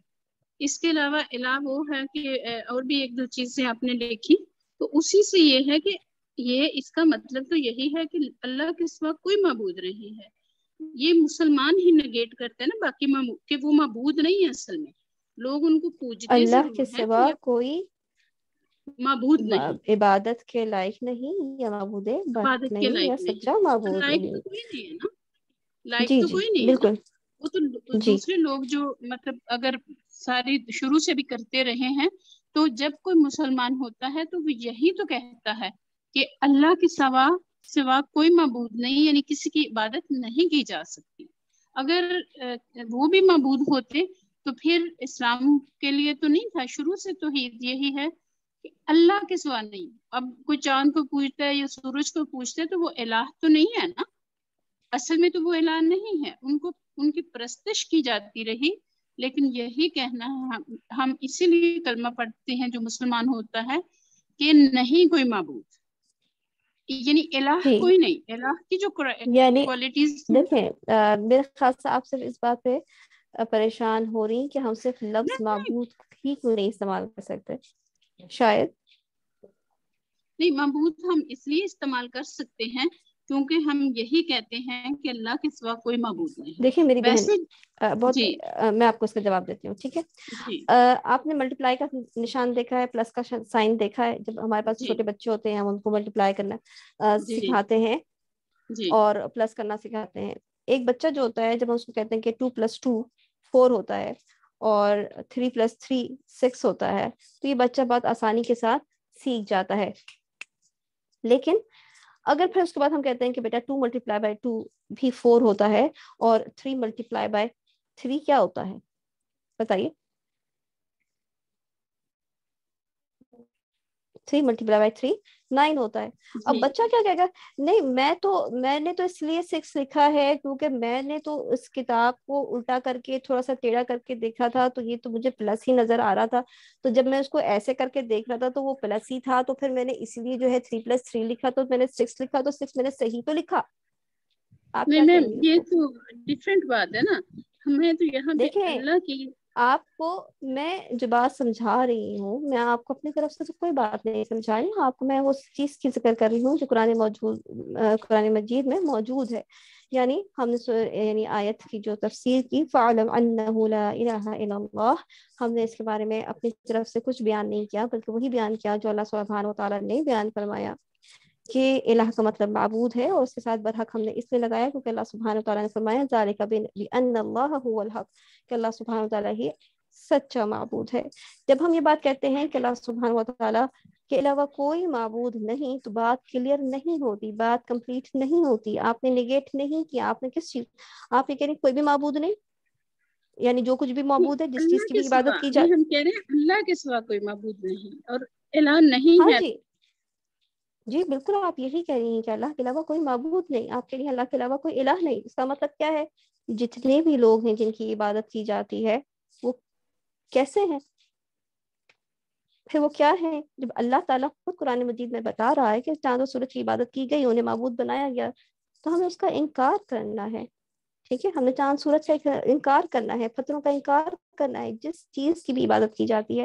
यानी आप सिंपल से इस बात को जहन में रख लें, हम जब ला इलाहा इल्लल्लाह कहते हैं, हम एक चीज का इनकार करते हैं और अल्लाह की इबादत का इकरार करते हैं। तमाम बातिल माबूदों का इनकार करने के बाद हम अल्लाह ताला की इबादत का इकरार करते हैं कि सिर्फ और सिर्फ अल्लाह सुब्हानहू व तआला ही की इबादत की जाएगी।